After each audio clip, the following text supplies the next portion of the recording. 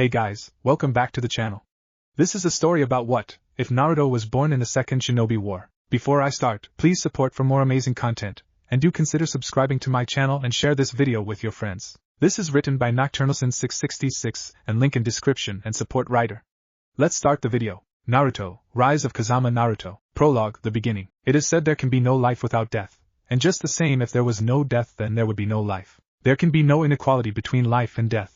There must be a balance between the two so that the cycle can continue, so that the natural course that was set up for mankind was never disrupted. For they knew, it was an instinctual matter for all of mankind, that if something disrupted the natural order of their world, it would cause an imbalance in the cycle that was created to flow endlessly.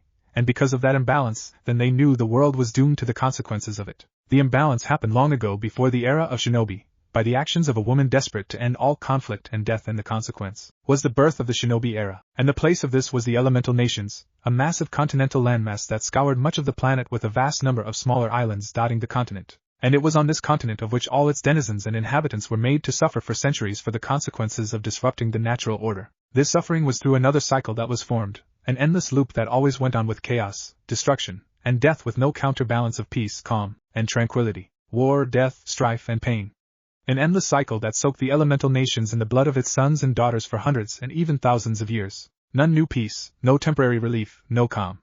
Only endless conflict that spilled constant bloodshed and caused death in every corner of the world. It was a world where the darkest of mankind thrived as they lusted for power, where the greedy took from the weak and killed anyone that stood in their way. It was a world where the strong and influential controlled the weak and helpless. Truly, death had its shadow cast over this world for so long no one truly knew what it meant to have a peace of mind. No one was spared from the violence. Men and women were thrown into the fires of war to protect their villages and even to fight for their daimyo's desire for more land and influence.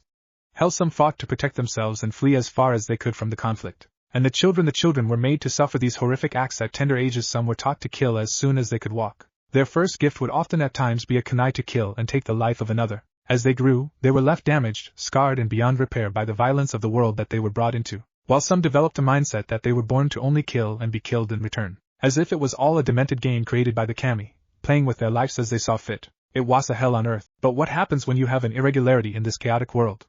What if this anomaly was born by the very consequences that were created by the one who caused this hell? What happens if you have a child, a mere newborn that was not born like other unborn children are, became that anomaly? A child that was cursed the very moment he was conceived to be a miraculous yet cursed gift to the world. A child whose very first sensation when he was brought into this world was the warm sensation of lying in a puddle of his dead mother's blood. His very first breath of life was the inhaling of 1,000 dying around him. The very first thing he would see when opening his eyes is a blood-red sky and a battlefield engulfed by the elements, and swarmed with the bodies of hundreds of dying men and women. This is the story of that child, the child born through the consequences that were created by the desire of a woman who angered a god and disrupted the natural order. Border of Oni no Kuni, Hataki Tsukumo, age 18, had seen his fair share of violence and warfare in his rather short career of being a shinobi. He still remembered his first kill when he was thrown on the battlefield for the sake of protecting his village, Konoha. The memory was still fresh in his mind, as was the other memories of all the other atrocities and genocides he'd committed in the name of Konoha. War had quickly taught Tsukumo that war was never clean, it was dirty, it was grisly, and it would test your mettle every moment you took a breath. However, he'd surpassed every limit thrust upon him. When he first became a shinobi, he was already becoming a rising supernova in Konoha's shinobi ranks, already beginning to overshadow the Hokage's very own students. His very name was beginning to strike fear into the hearts of every enemy shinobi. Some even became fearful of even being on the same battlefield as him. Some even fled at the mere mention or sighting of him. It was a reputation that was built upon all of his victories and accomplishments as a Konoha shinobi. So yeah, Tsukumo had seen his fair share of all that war could possibly throw at him. He thought he would be mentally prepared for just about anything now since he was more seasoned, more tempered and worn by all the chaos war had to offer. However, that was not the case as he stood upon what was supposed to be a Kumo incursion that was coming through Oni no Kuni and was said to be traveling right to Konoha's backdoor. That Kumo incursion was now reduced to what he and his squad saw, and that was hundreds of Kumo shinobi corpses lay strewn upon the dark crimson soil. None of them were even recognizable as their bodies were far too mutilated to even be described. Some were just lumps of flesh, every single one was either bisected by the waist or dismembered. The stench of death and blood was so putrid it encompassed the entire battlefield. Organs were falling or sliding out of the bodies of the many shinobi and kunoichi while others seemed to have been crushed. What happened here? One of his teammates, Uchiha Suryu, muttered whilst his other teammate, Shimura Issei squatted down and grabbed a pinchful of the dirt they stood upon, and his intense brown eyes narrowed when he felt the sticky substance mixed into the dirt, and he took a small sniff and frowned in disgust as he threw it down. Whatever happened here, it was recent. The blood soaked into the soil, and it's still fresh. Who or whatever that did this must still be nearby. Be cautious, he warned, to which Surya took in stride while Sakumo was still shocked at the bloody display laid out before him. His trained eye took in the blood spectacle with keen awareness as the shock began to fade away. This couldn't have been done by a shinobi, it's far too sloppy, plus there is only a handful of shinobi I know that are powerful enough to wipe out this large of a force. And none of them have been sighted in this area, so what could have done this? Snap! His ears twitched as the sound of a twig snapping caught his attention, so did his two teammates, and they spun around, kunai in hand, but what they saw would forever be burned into their minds for the rest of their lives. It happened so slow. It was a wounded Kumo shinobi. His eyes were completely wide in fright, and he was crawling towards them as he was missing both legs. His hand went out to them, trembling as he was able to speak out in a fumbling mutter. Even as blood leaked from his mouth, nose and ears. Help Maheshiase monster than his, and their eyes widened. A shadow walked out from the grass behind him, and the wounded shinobi turned to look and soon let out a horrified scream. No, no. Stay away from me. Help me. He screamed towards the Konoha shinobi just before the shadow vanished, before the shadow landed on the shinobi's spine, which followed a harsh crack from the man's spine. He was about to let a howl of agony just before a tiny hand wrapped around his mouth, before a bloody kunai impaled itself from the back of his skull and in between his eyes, thus silencing him forever, ending his life in one swift moment. And it was then three shinobi saw just who it was that just killed the shinobi. The shadow turned out to be something they never expected it to be. Oh my Kami, Surya whispered, and Issei and Sakumo could understand his shock, for it was a child, a boy to be exact, that barely even reached 5 years old. He was of average height for a child his age, but that the only similar thing he shared with other children, for his clothing was barely still clinging to him, being only in tatters, and it seemed too many sizes small for him. You couldn't tell what color they were, since the boy was literally drenched in blood, from his very long spiky hair which seemed to be stained in crimson blood to his bare feet. His hair dripped with blood, while torn flesh and bits of organ and brain matter was stuck underneath his nails. He would have looked like a child raised on the streets as a beggar and sewer rat without all the blood. However, they noticed the bloody kunai gripped fiercely in his right hand, and both Suryu and Issei stood up straighter, tense and nervous, getting ready if the child attacked them as well. But Sakumo was a whole other case entirely. As he stared at the boy, his shock slowly began to fade and be replaced with a deep depressed look in his eyes. For as he looked upon the child, he saw the way his body was barely standing, relying solely on adrenaline and the boy's own willpower. How he knew this? Simple. It was the boy's face, which was non-expressive, seemingly dead to the world, while 6 bloody line marks marred his cheeks. His eyes, on the other hand, told Sakumo all he needed to know. His own dark black eyes met a pair of emotionless azure eyes that had no life in them. They were as lifeless as the corpses strewn around the boy. There was no life in those eyes, no sense of purpose, no drive, nothing. He saw nothing in this kid's eyes besides the instinctual drive to survive. Survival instinct had awakened in this boy. Slowly Sakumo raised his hands, dropping his kunai as he did so, causing his teammates to look at him strangely. Then Sakumo walked towards the motionless child, who had been staring at them almost like a statue before his gaze pinned directly on the Hataki. Be at ease, we mean you no harm, he said as his teammates glared at his back, thinking Hataki had finally gone insane or something. What the hell are you doing, Sakumo? Get away from that kid!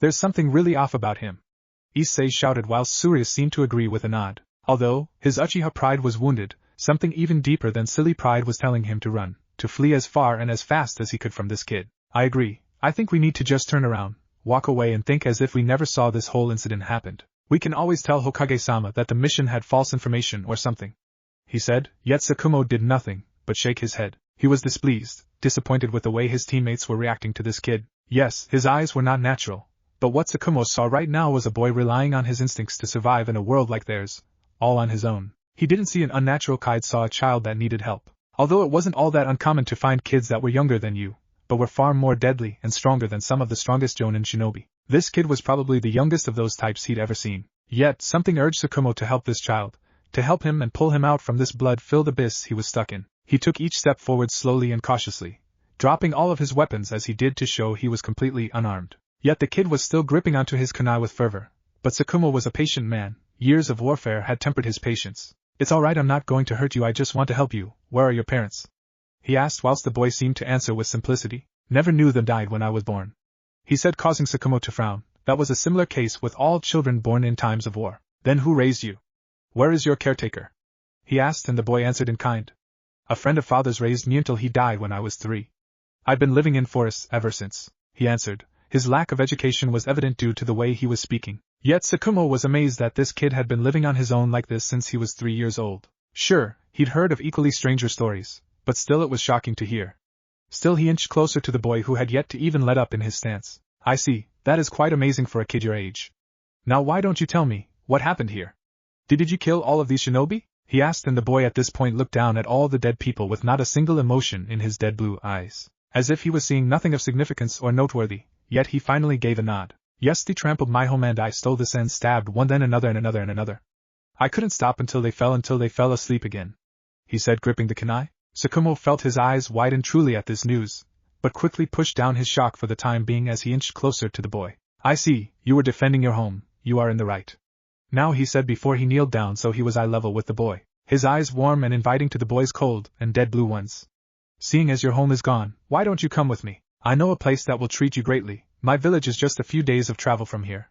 What do you say? He said with a smile, while ignoring his teammates' gestures for a big no, and a don't invite the murdering child to Konoha team. The boy seemed to tilt his head as he stared at Tsukumo with an almost inquisitive expression before he spoke. Will they attack me, hurt me? He asked. At this, Tsukumo hesitated. Konoha was very wary of war orphans, especially now in these times when a kid was a viable option to be a sleeper agent, or a kamikaze time bomb from another village. But as he looked at the boy, he could tell he was neither of those. He was just a kid that was trying to survive, fighting tooth and nail to survive in this world. His will to help this boy grew beyond levels as he looked at him. He felt if he left this boy alone, something important to him would die along with it. And he knew what it was. It would be his humanity. What made him human would die if he left this child to fend for himself. No, they won't hurt you, not while I am with you. So, will you come with me? He said, reaching out with his hand, to which the boy seemed to eye for the longest moment with a monotone expression before his grip on the kunai loosened for the slightest moment. Okay. Tsukumo would have let out a giant sigh of relief as the boy reached out and grabbed his hand with his much smaller and bloody one. At this, Tsukumo decided to introduce himself. Good, my name is Hataki Tsukumo, what's yours? He asked, and at this the boy blinked before he looked up at the sky with what seemed like a glazed expression. My name is Naruto, he said before looking directly at Tsukumo. Kazama Naruto. And so it was, with Tsukumo's selfless act in saving this child, that he had altered the wheel of destiny, and weaved the fate of the world in a whole new direction. And whether that direction was good or bad, shall remain unseen, for the future was always changing. Konoha's gates. Tsukumo let out an exhausted sigh of relief as he saw the gates of his beloved village coming into view. He looked over his shoulder to see his teammates were just as exhausted, if not more so. It had been a long, tiresome trek back from Oni no Kuni and back to the borders of Hai no Kuni. They had ran into a few mercenary camps and rogue Kumo, IWA and even Suna Shinobi, but in the end they'd finally made it into the borders of Hai no Kuni in 3 days' time. They'd passed the Konoha border patrol on the way, and feeling more assured of no more ambushes, they hightailed it at the break of dawn on their 4th day. Then Tsukumo's eyes landed on his newest addition to his squad, the boy he had picked up from the location of where their mission was supposed to take place. Instead, he'd found this boy in the middle of the complete genocide, and even more surprising, the very same boy who had committed the genocide. His teammates had complained about bringing the boy along, but he'd hear none of it and muted them out for the rest of the trip. Every child deserved their chance to live out their lives, no matter how dark and terrible their lives were beforehand. He was just glad to give this boy that new chance, and no manner of complaining from his teammates would change that. Nevertheless, he'd figure he would need to carry the boy as they would need to travel at shinobi speeds. But the boy proved to be surprisingly very skillful in tree jumping, which Tsukumo theorized that the boy must have learned how to do it from living out in the woods alone, which was amazing in of itself, since tree jumping took a good amount of chakra control, knowing at least the basic tree climbing exercise. It also required endurance and stamina to be able to keep up the chakra flow at the soles of your feet, otherwise you would risk slipping and falling, which would prove to be fatal at times. And good enough control so you didn't slip, but also didn't accidentally blow yourself off the tree. So, Tsukumo was pretty amazed the boy seemed to know this exercise. It took even himself, at the age of 7, to learn the tree climbing exercise, and that was with the aid of his parents' help at the time. This boy, on the other hand, had no one but himself to actually learn and master a basic chakra control exercise, which has made many more levels difficult when you only have yourself. Self-taught technique, remarkable. There was another thing Tsukumo learned about the boy as he traveled with him, and that was the fact the boy had a very abnormal level of endurance, having not even broken a sweat with even keeping up with seasoned shinobi with tree jumping, and even at jonin speeds. It was both scary for his teammates, and highly fascinating to Tsukumo. Looking at the boy, he smiled a bit when he saw the small glow of wonder in the boy's eyes as he looked upon the tall walls that kept Konoha inside and away from the outside elements. It was a remarkable sight for those that first saw the giant walls that stood between Konoha and the elements outside. So the boy's fascination was understandable. Although, he did take a second look, and he was glad to have given the boy a small dip before they got to Konoha. It wasn't a bath by any means, but the boy needed to be washed and cleaned before coming to Konoha. It wouldn't look good if they arrived with a boy that look and was stinking of death and of dried blood. So, Tsukumo had taken it upon himself to wash the boy before throwing him into a lake. What? His dad did the same thing to him, and that was to teach him how to swim. Although that did earn him a painful punch to the nose, it was a relatively fast one to by the annoyed kid. But Kami, he had a mean right hook, yet it had done the trick as some of the blood had come off. The rest he had to scrub off. He wasn't clean by any means because he still stunk of blood, but he at least didn't look like it. Because of that quick scrub, Tsukumo saw the boy had a surprisingly healthy tan complexion, and his hair was very long, reaching to his back, having never been cut for Kami knows how long. His hair was surprisingly a natural shade of crimson even after he washed out the blood. There was also the 6 scars that marred his cheeks, which Tsukumo theorized seemed to have happened earlier in his life. Because they sure as hell weren't birthmarks, they were far too deep to be. He also had to replace his clothes with something because what he had was literally falling apart. So they stopped by a merchant town and got him some simple clothes. A black short-sleeved shirt with the High no Kuni insignia on the back with a pair of dark blue shorts and plain blue sandals. The sandals had been hard for the boy to get used to since, in his own words, was more used to being barefoot. Overall, Tsukumo would say he looked relatively normal besides the stench of blood coming off him, that is. It's so good to be back home, Surya said while Issei agreed with a nod. Yeah, I can't wait to kick back and take a breather, he said. Tsukumo on the other hand just chuckled, but he had to agree. Even if this mission was easy, the amount of missions they had to take a day was quite a few if not multiple due to the warring times they were in. It's just the way it was, so having a small breather was rare and should be taken for granted every chance you got. Soon they came closer to the gates just before they were confronted by the gate guards. Halt. I figure why you and your team would be coming back, Tsukumo-san, but that kid isn't supposed to be with you, the shinobi said with suspicion clear in his eyes and a steel edge in his voice. There was a minor disturbance during the mission, and we found him near our mission's designation location. After consideration, I brought him along and see if Hokage-sama will allow the boy sanctuary in Konoha's wall. And before you ask, he said when he saw them about to question him, he silenced them with a hand and continued. I made sure for any and all the seats or hidden agendas, and the boy is clean. He just wants a place to call home, and Konoha's laws on war orphans still stands, and you two don't want to refuse a kid from having a home, do you? He said, narrowing his eyes dangerously, causing the two to freeze from the cold edge in his eyes before they slumped in defeat. We got it, go on through. Hokage-sama will want to see you as soon as possible, they said, and Tsukumo nodded at that before he, his team and the ever-quiet Naruto walked on through. Alright, well I think I'm gonna head back home and see how the clan's doing. Maybe see how Mikoto is doing with her training while I was away, Surya said while Issei groaned as he crossed his arms.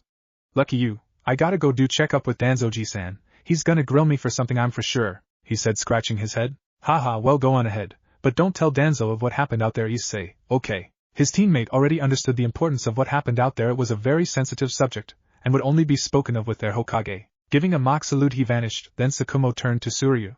You too okay? He said, and Surya nodded as well. You got it. And taking one last look at Naruto, the Uchiha vanished in a swirl of leaves. Giving out a sigh, Tsukumo turned his head to look at Naruto, and what he saw brought a smile to his face. The boy was just gazing all over Konoha. Deciding to give the boy a better view, he acted. Putting his hand on the boy's shoulder, they too vanished in a swirl of leaves, only to reappear atop a water tank. Then Tsukumo stretched out his hand, revealing all of Konoha to Naruto's eyes. Well Naruto, welcome to Konohagakure no Sato, your new home. Naruto, still dazed by the technique, looked around him and was taken in by the sight of the giant village around him. His eyes soaked in all of the village that was going to be his new home, and his gaze went to even the Hokage mountain before it went to the village as a whole. Then a small smile began to stretch on his face. It was the smallest one, but Tsukumo saw it. Home, he said as if it were a foreign thing to him before he said it louder and a tad bolder. Home, this is me home. Chapter 1. New life begins and first friend. Hatake Tsukumo had to briefly wonder if the current situation was good or bad. It truly depended on a matter of perspective. But as he saw it play out, all he could see was a really, really good thing. He watched before him a scene unfold into a display that both troubled him yet sent shivers of excitement down his spine. What he saw exactly was his newest protege, Kazama Naruto, a boy of only 5 years of age surrounded by a bunch of newly fresh academy graduates that were 3 times his age. There were a total of 10 altogether, and it was a mix of clan and civilian children. Yet they were still trained to be a shinobi, the children from the clans younger still. And they were angry, very angry. That much was evident as he and Konoha's current Hokage, Sarutobi Hiruzen, watched from the rooftops. Their anger, however, was unjustified. They had been the ones who started this conflict, and he'd make sure that would be noted after this situation was dealt with. His dark eyes went to Naruto, who stood resolutely, literally back to back with another of Konoha's newest additions. It was a young girl that was around Naruto's age. She had noteworthy long red hair that seemed a tad lighter compared to Naruto's, a round-shaped face that made her resemble a tomato, and wide violet eyes. He knew who the young girl was. He'd heard rumors, and Hiruzen had cleared it up recently, that this young girl was the one the Uzumaki clan sent to be the next Jinchuriki of the Kyubi no Yoko, which was presently still held in its first container. The Honorable Uzumaki Mito, the wife and widow of the Shodai Hokage, Senju Hashirama. Information on the girl was scarce, but from what Hiruzen had told him, she was in line of the Uzumaki clan head himself, and that her name was Uzumaki Kushina. Yet that little bit of information was rectified after what he had seen below him. He and Hiruzen had watched the scene from start to finish, and he'd come to learn the red-headed Uzumaki was a hothead, brash, quick to anger, a tad obnoxious, and had all the righteous female fury that all kunoichi seemed to inherit in spades, on a level of even Uzumaki Mido. It honestly made him smile a bit at seeing the next generation having such a promising young kunoichi to be. But that smile grew as he looked at the scene, seeing that young boy he found in the field of death and blood, the one who had killed fully experienced shinobi of Jonin and Chunin rank just to survive. He had no friends, no parents, raising and self-teaching himself since he was 3, in the woods alone. That had made the boy very unsociable, recluse he was sure, yet he was glad to see that the boy knew what was right and wrong, as he had stepped in at the moment with the young Uzumaki girl was being bullied by these little graduates. And now he was about to see Naruto and Kushina fight it out against these graduates, and he had to admit he was interested to see how it would progress. He told Naruto no killing in the village, but he was interested to see how the kid did in a fight with only his self-training, and how he would do while fighting alongside someone for a change. Now you may be wondering, how did this all happen? Well, it all began when Tsukumo first took Naruto to see the Hokage and see about getting him registered in as official Konoha citizen and by extension to be inducted into the Shinobi Academy. And that had been an interesting conversation to say the least. Flashback 1 hour ago. Now Naruto, before I can officially get you into Konoha, we need to go see its leader, the Hokage.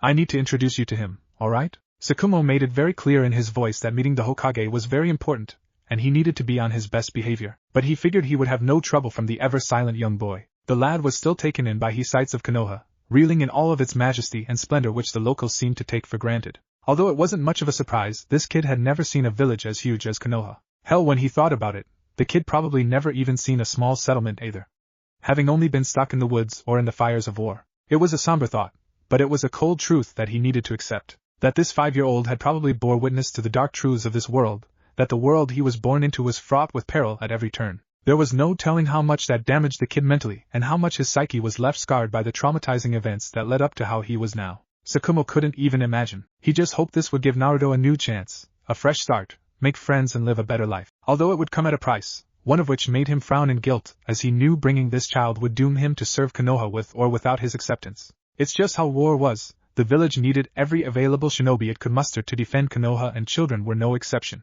If a child showed the least bit of talent in the shinobi arts, then they were drafted into the academy with no permission to the parents beforehand. It was a law, set by the Nidaime Hokage, and to break a law set by the Nidaime Hokage was basically treason. It was harsh and it sickened Tsukumo, but it was how he was drafted to becoming a shinobi, but still it was vile and inhumane. He turned and saw that Naruto had heard him and accepted what he said with a wordless nod which caused him to sigh. The boy had remained entirely silent since the trip back to Konoha, and he wasn't entirely sure it was because of his nature or he just nervous of being in an environment that wasn't a barren battlefield. Hell, maybe both. As they neared the location of the Hokage Tower, and by extension the Shinobi Academy which was connected with the tower, Tsukumo saw the looks he was receiving from the villagers and even his fellow shinobi. He could hear them muttering behind his back, yet he ignored them easily. He knew the reason as to why they were reacting this way. It wasn't every day you saw Hatake Tsukumo escorting a 5-year-old red-headed and blue-eyed boy through the village. It just wasn't of the norm, but he was worried more for how Naruto was reacting. Yet his worries were for naught as he looked toward the boy and only saw him seemingly oblivious of the stares he was getting,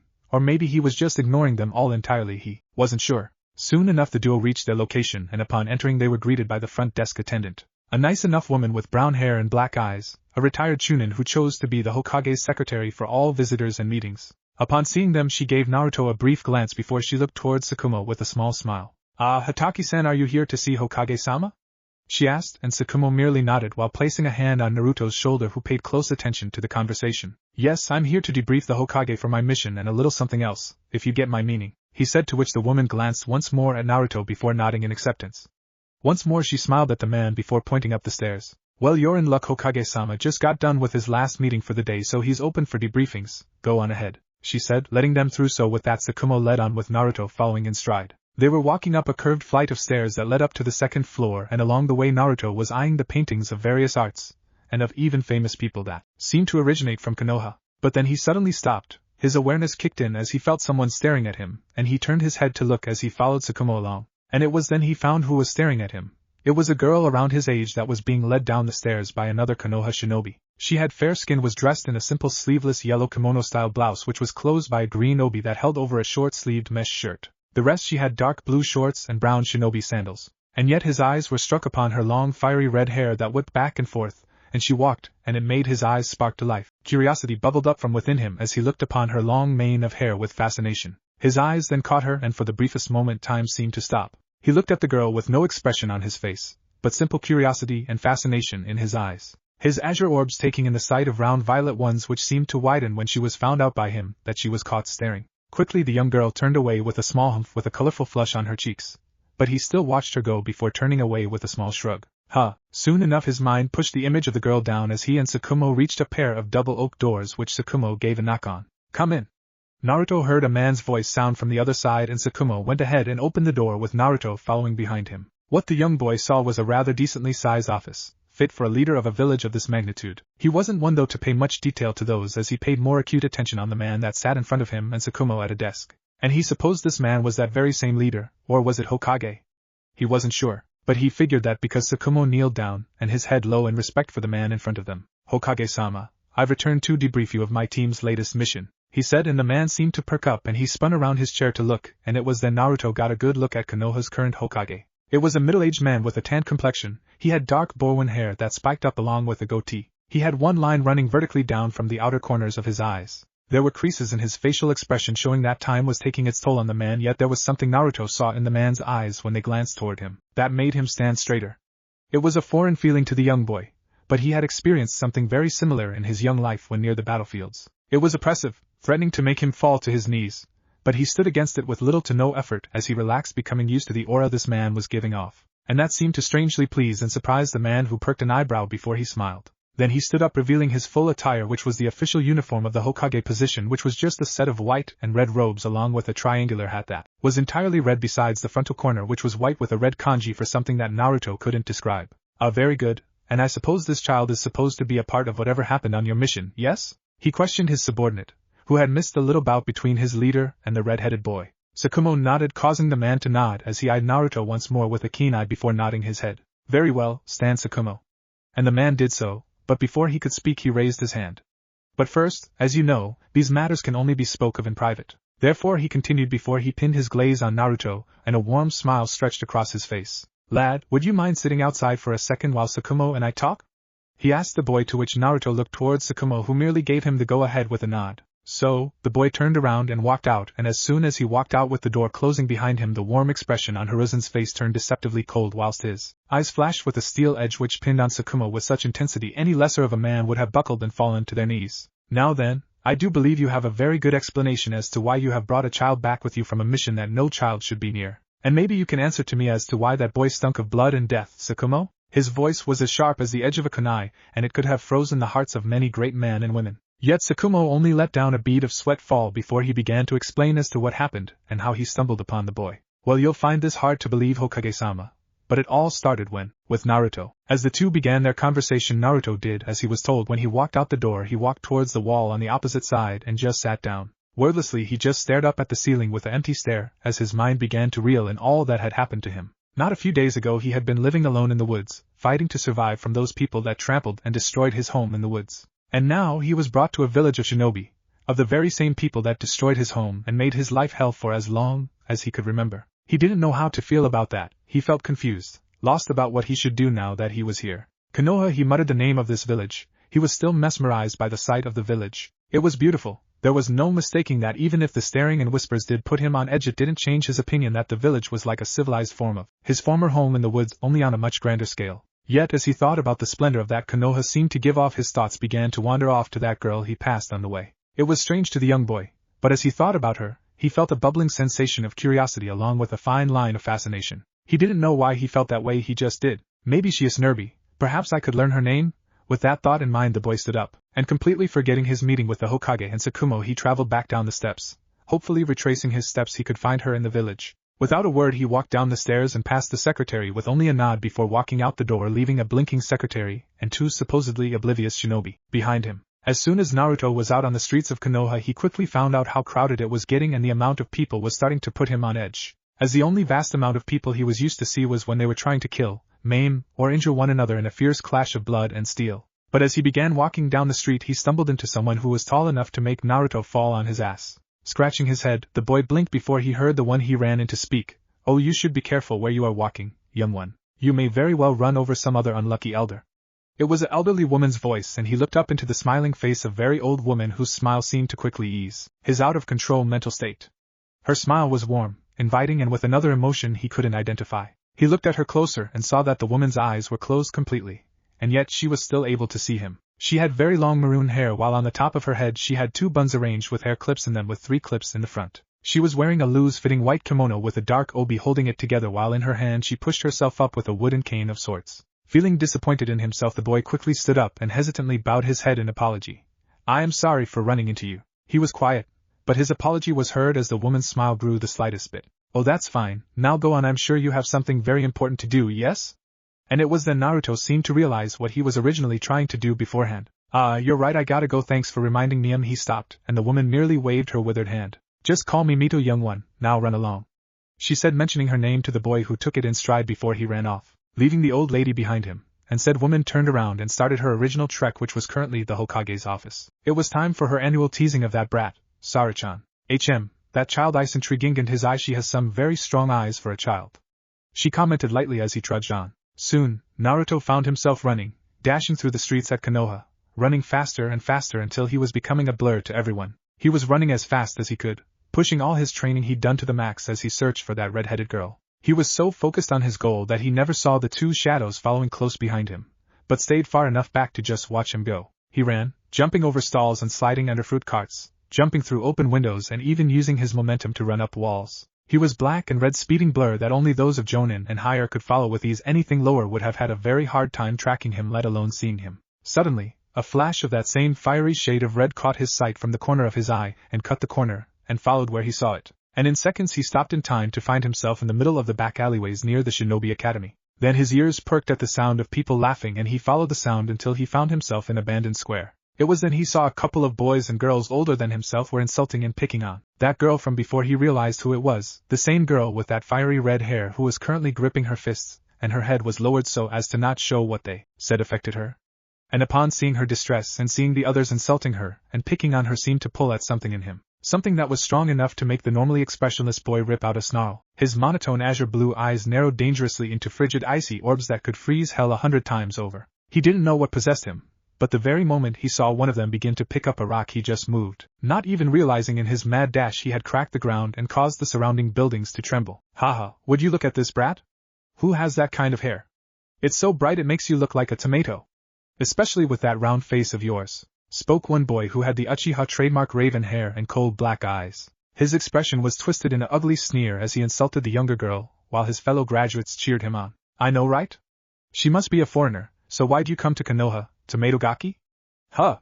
Answer me," another boy shouted, who had wild brown hair and brown eyes with the trademark Inuzuka clan marks on his face. He seemed to smirk, taking an enjoyment in picking on a girl much younger and smaller than himself. "She's being silent, perhaps this will make her talk, maybe even cry too, let's see." Another spoke. It was a girl this time with long light blonde hair and emerald green eyes. She looked to be 13 and currently she was tossing a small rock up and down. Suddenly, she cocked her arm back and with a small shout she threw it to the prone girl who had yet to strike back at them, or even say a word. "Take this. Maybe this will make you talk, Tomatogaki," she shouted. The rock hurled toward the girl with enough velocity to seriously injure her, but before it could even come within feet of her, a black and red shadow appeared in front of her, in the trajectory of the rock's path.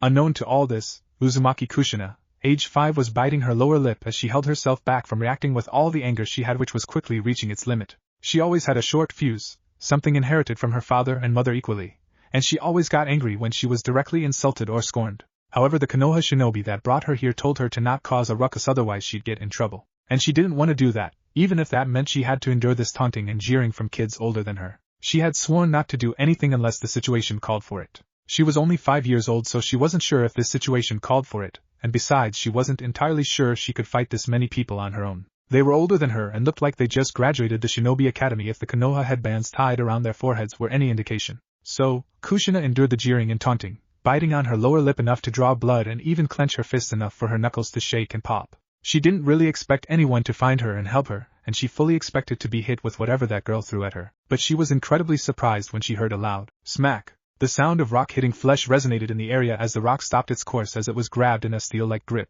Kushina fully expected to be hit, so when she didn't feel anything she slowly raised her head and opened her eyes slightly to see what had happened. So imagine her surprise when she was staring at the back of a boy her age with a long mane of spiky blood-red hair. So surprised she didn't even see the object that was thrown at her was in the boy's hand until she actually saw him lower his hand that held the rock. Hey! Who the hell are you? This time it was a boy that looked to be from the Akimichi clan from his big-boned physique. Hey, wait a second, this brat has red hair too, what the hell is with you foreigners these days? The Inuzuka boy shouted in annoyance, yet Naruto hadn't said a word. He was just standing there gripping onto the rock that was meant to hit Kushina.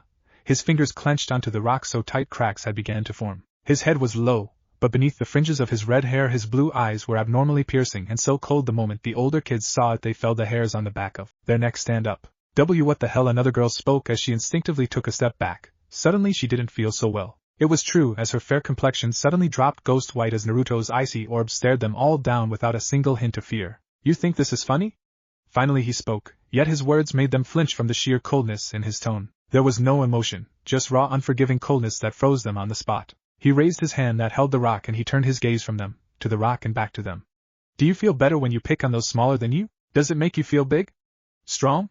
Because all I see is a bunch of snot-nosed brats that are about to learn a very, very painful lesson. Crack! To cement his words, the rock in his hand gave way under the immense pressure of his strength and exploded into dust. No chunks, no pebbles, only dust was left. And Naruto merely turned his gaze to look over his shoulder to look at Kushina, whose violet eyes were staring at his back in shock just before they widened in realization when she recognized his face. Why you? She muttered. She remembered him.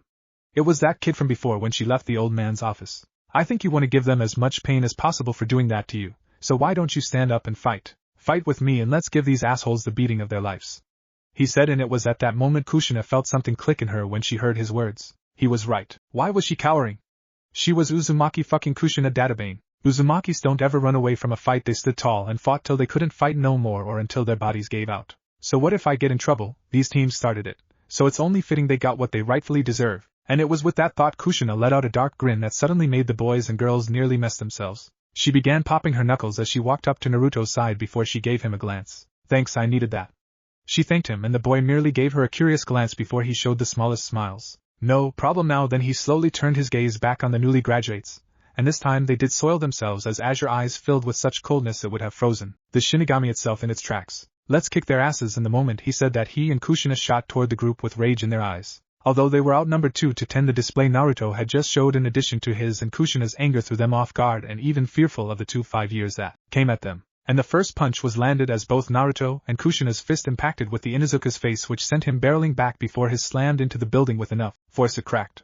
The boy's face was bloody and deformed with a broken and dislocated nose, a few missing teeth and both eyes shut as the boy fell down onto the unforgiving ground unconscious. His friends were about to shout in worry, but the two redheads moved far too fast for them to even utter a word. Kushina was like a whirlpool of destruction. Every punch she landed broke bones, every hit was fueled by her anger at these bastards, which caused even more pain for them. She didn't fight clean either. She pulled their hair, yanking them to the ground, and began pummeling their faces in until they resembled bloody lumps of flesh and broken bone. Her long hair whipped around as she moved around with speed that was deceptive for her age, and the way her eyes glared at them all made them see Kushina as something even more. The way her hair floated, and as she stood around the unconscious bodies of their friends while one was still clutched in her hand bleeding and unconscious. What they saw was the true representation of a female's fury unleashed. Yet when they turned they saw something that was equally terrifying, if not more so. Naruto had been hard at work on them, taking on the other 5 himself, and if Kushina was a whirlpool of destruction, then Naruto was literally like his namesake suggested. He was a maelstrom of fluidity, flexibility, precise strikes and crushing blows.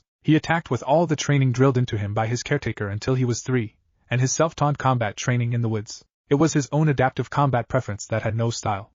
It only relied on his own natural body's reflexes, senses, speed and strength. He attacked with speed, kicking them out from under their feet before kicking them in the back, sending them back into the cold hard ground while catching one boy's attempt to punch him before bringing his elbow down his arm, causing it to bend the wrong way, effectively breaking his arm. Yet before he could even scream, Naruto slammed his head into the ground, knocking him unconscious. He then caught someone trying to kick him and grabbed the leg before he broke it at an awkward angle and twisted it before he jumped and stomped on his head. The way his spiky blood-red hair flowed with each strike while his piercing sharp blue eyes froze them on the spot made it seem like as if he was standing upon a pile of corpses with a cold smirk that spoke of nothing but untold amounts of pain and eternal suffering at his hands. And the way his eyes seemed to glow a dark azure made it all the more terrifying.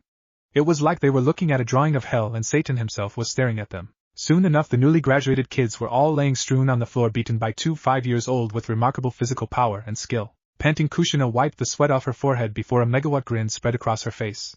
And that's how you deal with bastards the Uzumaki way, Databane, she said, placing her hands on her hips in a rather silly victory pose with her left foot on the dead of the blonde girl who threw the rock at her. At that moment Kushina was pumped and hyped that she forgot that she had someone with her. Databane? And suddenly her grin shattered like fragile glass as her eyes grew as wide as saucers. Slowly she turned to see Naruto looking at her with a tilt of his head and his brow raised in confusion at her accursed verbal tic. His blue eyes looked at her with curiosity even as he sat Indian style atop a pile of his share of the bastards. And at that moment Kushina's face literally did look like a tomato, as she realized she just said that in front of her possibly first friend in Konoha. Jay, just forget I said, please? She asked him, yet Naruto didn't see a reason why he should. There wasn't anything wrong with it, and in fact in his opinion it fit her. He say it, he kinda liked it. And he openly expressed this with his blunt mannerisms. No doubt his caretaker never did teach him what the word subtlety meant. Why? I found it cute, it really does suit you. At that moment Kushina's eyes could have rolled out with how wide they were, and literally she was breaking records in how red she was. No one had ever complimented her verbal tic, saying it was annoying, which is why she cursed it. Yet hearing this guy say it with such honesty made her actual rethink her opinion on that. She watched him look up at the sky before he stood up. Ignoring the groans of those below him, he walked off them and came toward her. Soon enough he was mere inches from her personal space, and though her monumental blush had died down, her cheeks were flushed with the close proximity he had with this boy. Then suddenly he reached out with his hand and spoke. Well, my name's Naruto, Kazama Naruto. What's yours? It took her a moment to realize he was introducing himself, and in turn wished to know her name. Feeling a bit silly, she actually smiled and grasped his hand with her own, their equally worn bloody hands from sharing their first moment beating up a bunch of bullies. It was endearing in a way, twisted and a bit demented, but endearing nonetheless. Nice to meet you, Naruto-kun. My name is Kushina, Uzumaki Kushina, she announced, full of energy and life, which rekindled Naruto's bleak life with a new flame, and that flame was his fellow redhead beside him. Maybe living here won't be so bad after all, he thought in silence, as he and Kushina walked away from the scene, intending to find the Hokage, not knowing they had been watched by said Hokage the whole time. Along with Sakumo and the elderly woman Naruto had ran into not long ago. Well now, this is a surprise. Who would have thought little Kushina would find her first friend in the most unexpected of ways? And that boy is just as you described him to be, Sakumo, he's at one. Hiruzen admitted whilst Sakumo gave a chuckle. Yeah, so what do you say? Will you let him join Konoha, Hokage-sama? He asked, but he was answered by Mito, who was staring at Naruto and Kushia's retreating backs with a forlorn expression. Of course he will, otherwise I will remind him as to why he was so scared of me when he was a child. She replied curt and blunt, making Hiruzen sweat when he remembered the fear he had as a child when it came to Mito. She scared the unholy shit out of him, and still did to this day. He had no doubt even in her old age she could lay into him a ass whooping of the century. But of course, haha. I'll let him stay with you for the time being, Sakumo, and I'll induct him into the Shinobi Academy as well. He will join with the newest generation, so he'll at least be around people his age. Now go on home and rest. We'll discuss this matter in further detail tomorrow morning, he said, and Sakumo nodded. Hi Hokage-sama, and good night to you as well, Mito-sama, he said with much respect before he vanished. When he left though, Hiruzen's eyes cut across to the wife of his late sensei and asked her without beating around the bush. So, what do you think of him? Of that child? There is no clan connected to the Kazama as far as I know, so what do you think of him, Mito-sama? He asked, because to be honest there was only one person this whole world that could read someone better than himself, and that was Mito. She's had more than a century to learn and master this skill, and no one could rival her in that department. But he was shocked when she actually opened her eyes to reveal her pupilless gray orbs, which seemed to glow with an otherworldly light. The better question to ask, Sarachan, is, what do I see in him? And what I see in that boy is something that goes beyond even my foresight. He has already seen the horrors of the shinobi world at the very moment he was born, lost his parents to war, and has seen the true terror that war can afflict upon this world. That boy has seen the true curse that hovers over this world like a plague. And while I can no longer see past him, I can feel he will be at the center of great change in this world. Change that this world desperately needs now more than ever, she said before looking directly at him. That boy is special, Hiruzen. I sense no hatred in him, no ill will, just the instinct to survive in this harsh reality we live in. And it is that instinct that will define him as a man who will not be chained down by this world's curse. That is why I give him my eternal blessing and my support even unto my death and beyond. I will have that boy's back even in death, for I feel he will do what needs to be done to uplift the curse on this world, she said with a mysterious smile before she turned away. Watch over him, Hiruzen, let him grow, let him rise as destiny intended. Finished, she spoke again to the silent Hokage. Good night, Sarachan, sleep on my words. With that said, she vanished in a swirl of leaves, leaving Hiruzen to contemplate her words for the entire night henceforth. Indeed, it seemed the life for Kazama Naruto was about to get really interesting. Chapter 2, The Darkest Depths. So, how do you feel about Konoha so far, Naruto?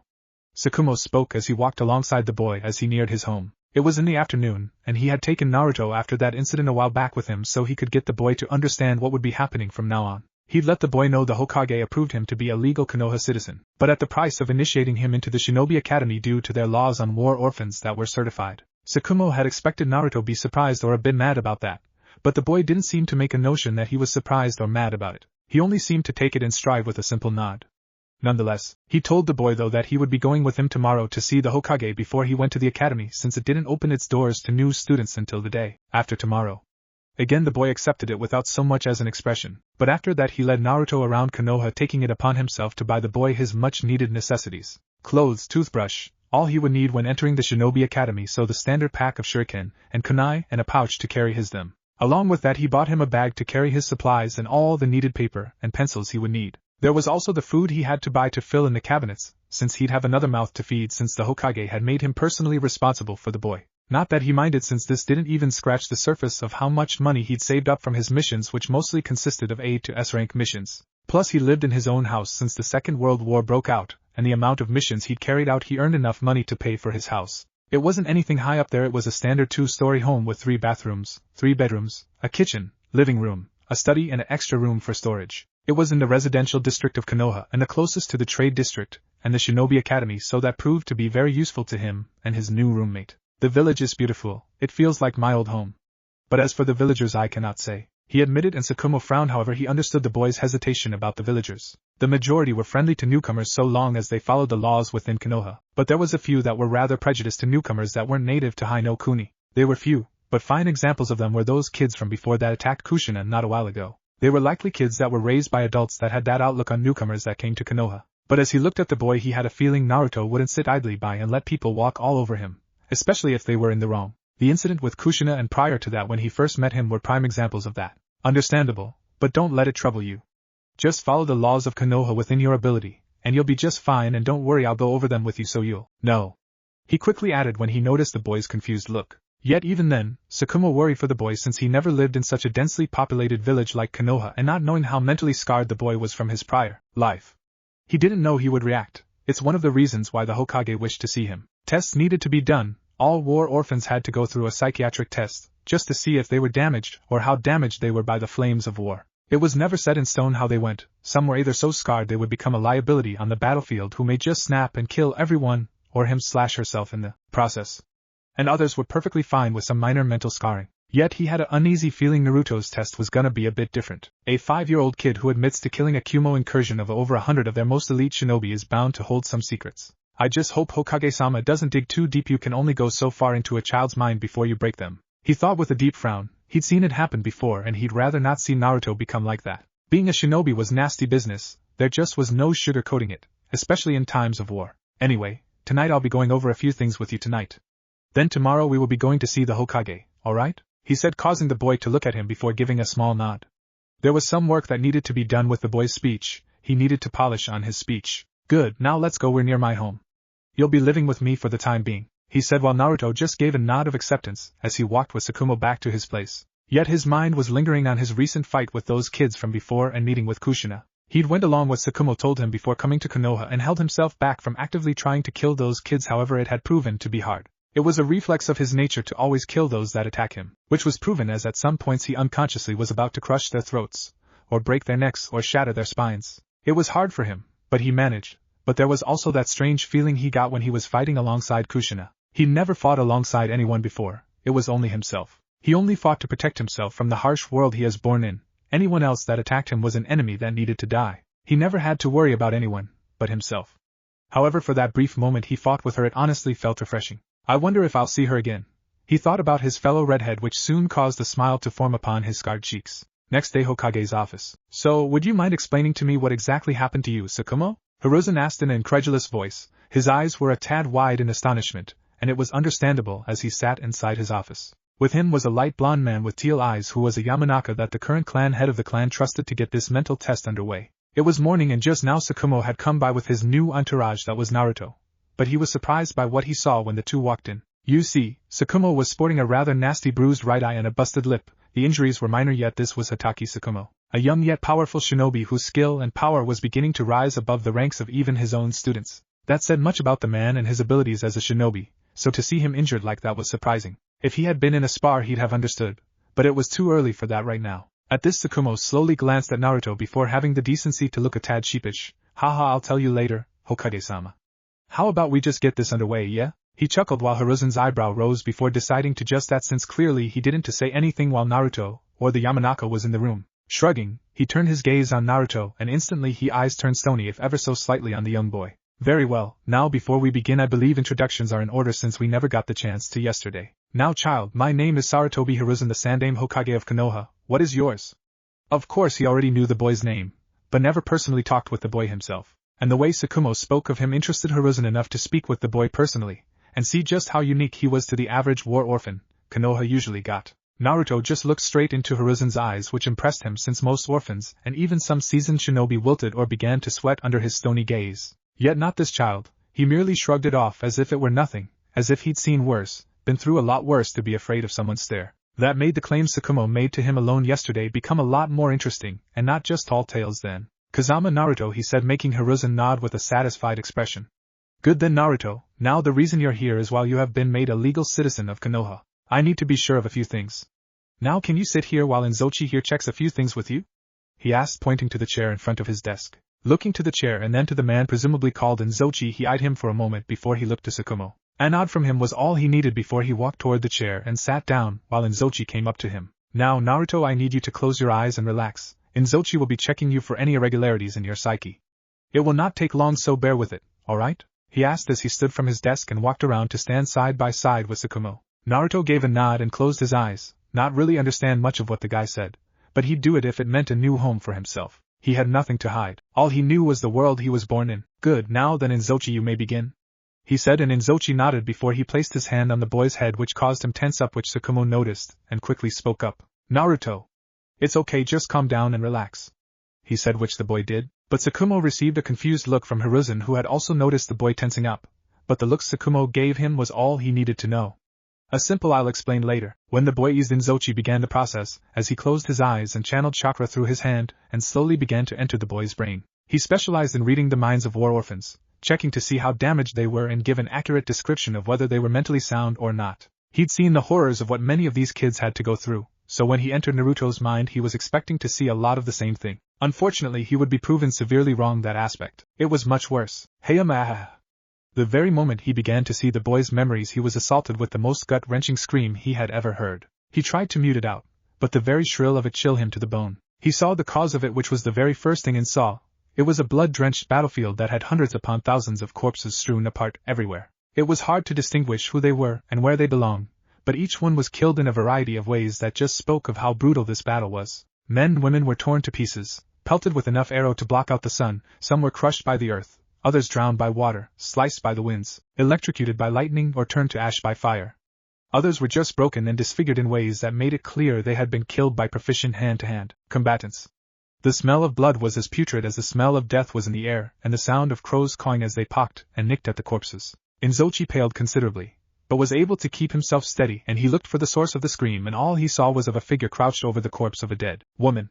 The cries of a newborn suddenly echoed from where the woman was, yet his attention was stolen as the figure turned his head. Without warning, Inzochi was assaulted with the face of something that did not look human. He couldn't figure out how to even describe the figure, for he only had a humanoid shape, but was completely jet black from head to toe. Its body seemed to be formed completely out of a mass of smoky darkness that threatened to snuff out all light in the world, and whatever it was seemed to be staring straight at him. Then suddenly the memories rolled by, making Inzochi see more of the boy's memories, much of which showed some of what the boy had gone through. It was making him pale more and more until he nearly lost all feelings in his legs. Suddenly, though, the memories went to something else.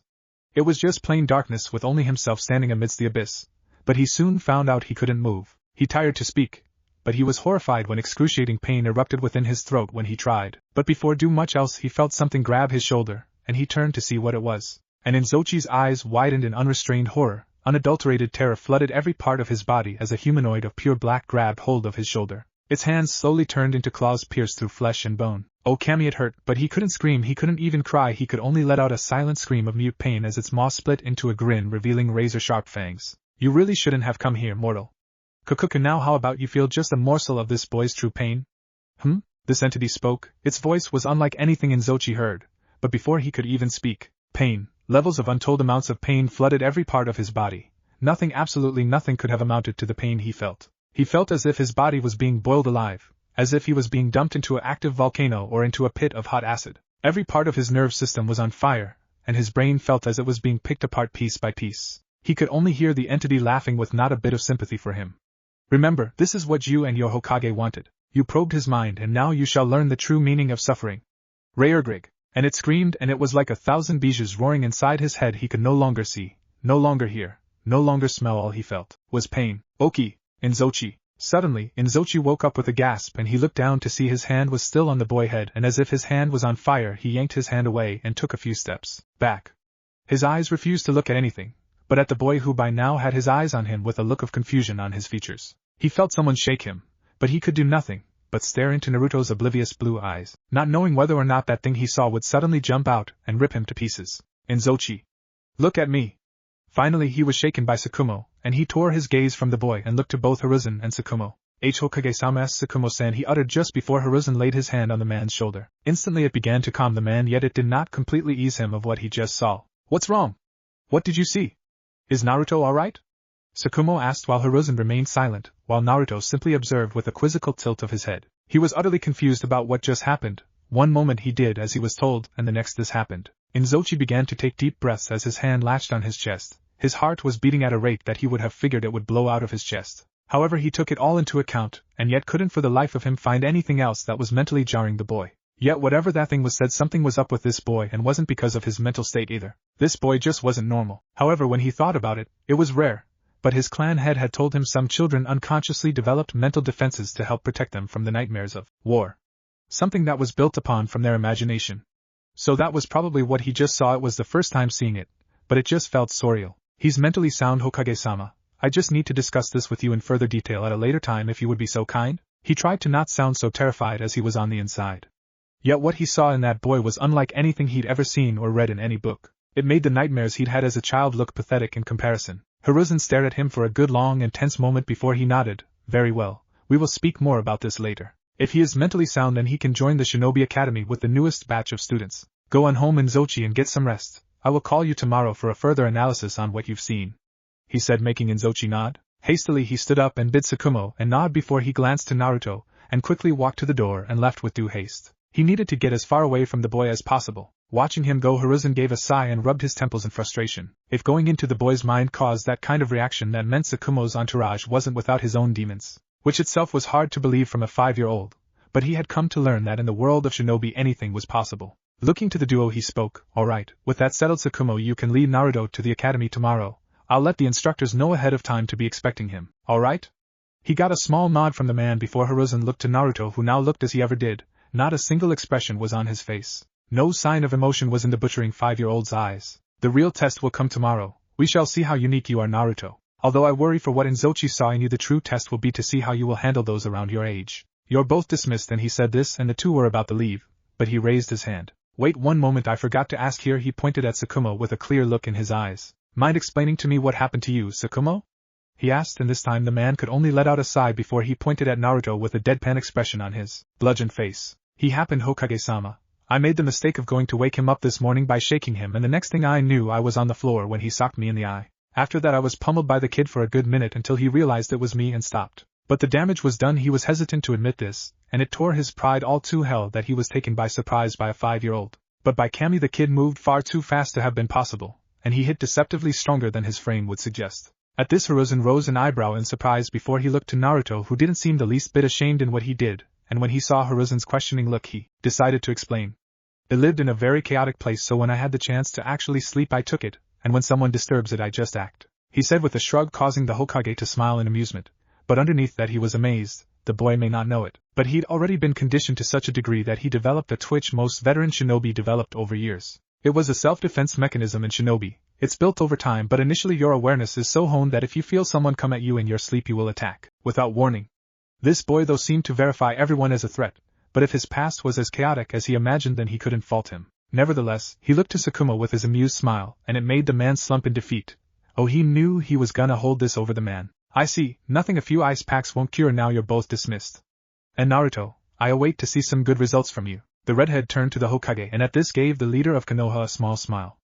I will not disappoint. And with that he bid farewell to the man and followed soon after a slightly sulking Tsukumo. Hiruzen just smiled before he turned and walked to the window of his office and stared down at Konoha, his beloved village. The reason he and his shinobi fought so hard to protect it. Yes, show me what you got, Naruto. Show me why Mito-sama has so much faith in you, so much faith that she said those words to me yesterday. Too bad he never noticed as Naruto walked away. At the edges of the boy's iris a sinister hue of crimson began to take form before it faded. Chapter 3. Terrifying First Impressions. Dead azure eyes drifted open to look upon a barren wasteland of which had no semblance of wildlife to be seen for miles on end. The only few noteworthy things about this wasteland was the vast amounts of craters, ravines, gashes in the earth. The mountains in the distance were either obliterated or some were half destroyed or sliced in half. Among the ground was an uncountable number of corpses of shinobi, kunoichi and even samurai. Each were dead in ways that begged to question if they were killed by a human or a monster due to the fact some were crushed into a blood paste while others seemed to have been devoured partially. It was sickening, it was brutal, it would have made the most seasoned and grisly of warriors hurl up the contents of their stomach. But he felt nothing, he felt no sickness, no sympathy for the dead nor weakness at what he saw. He only saw the truth of the world, the bare-boned truth of the world he had been born in, stripped of its many layers of lies and deceits. All he saw was the world for what it was.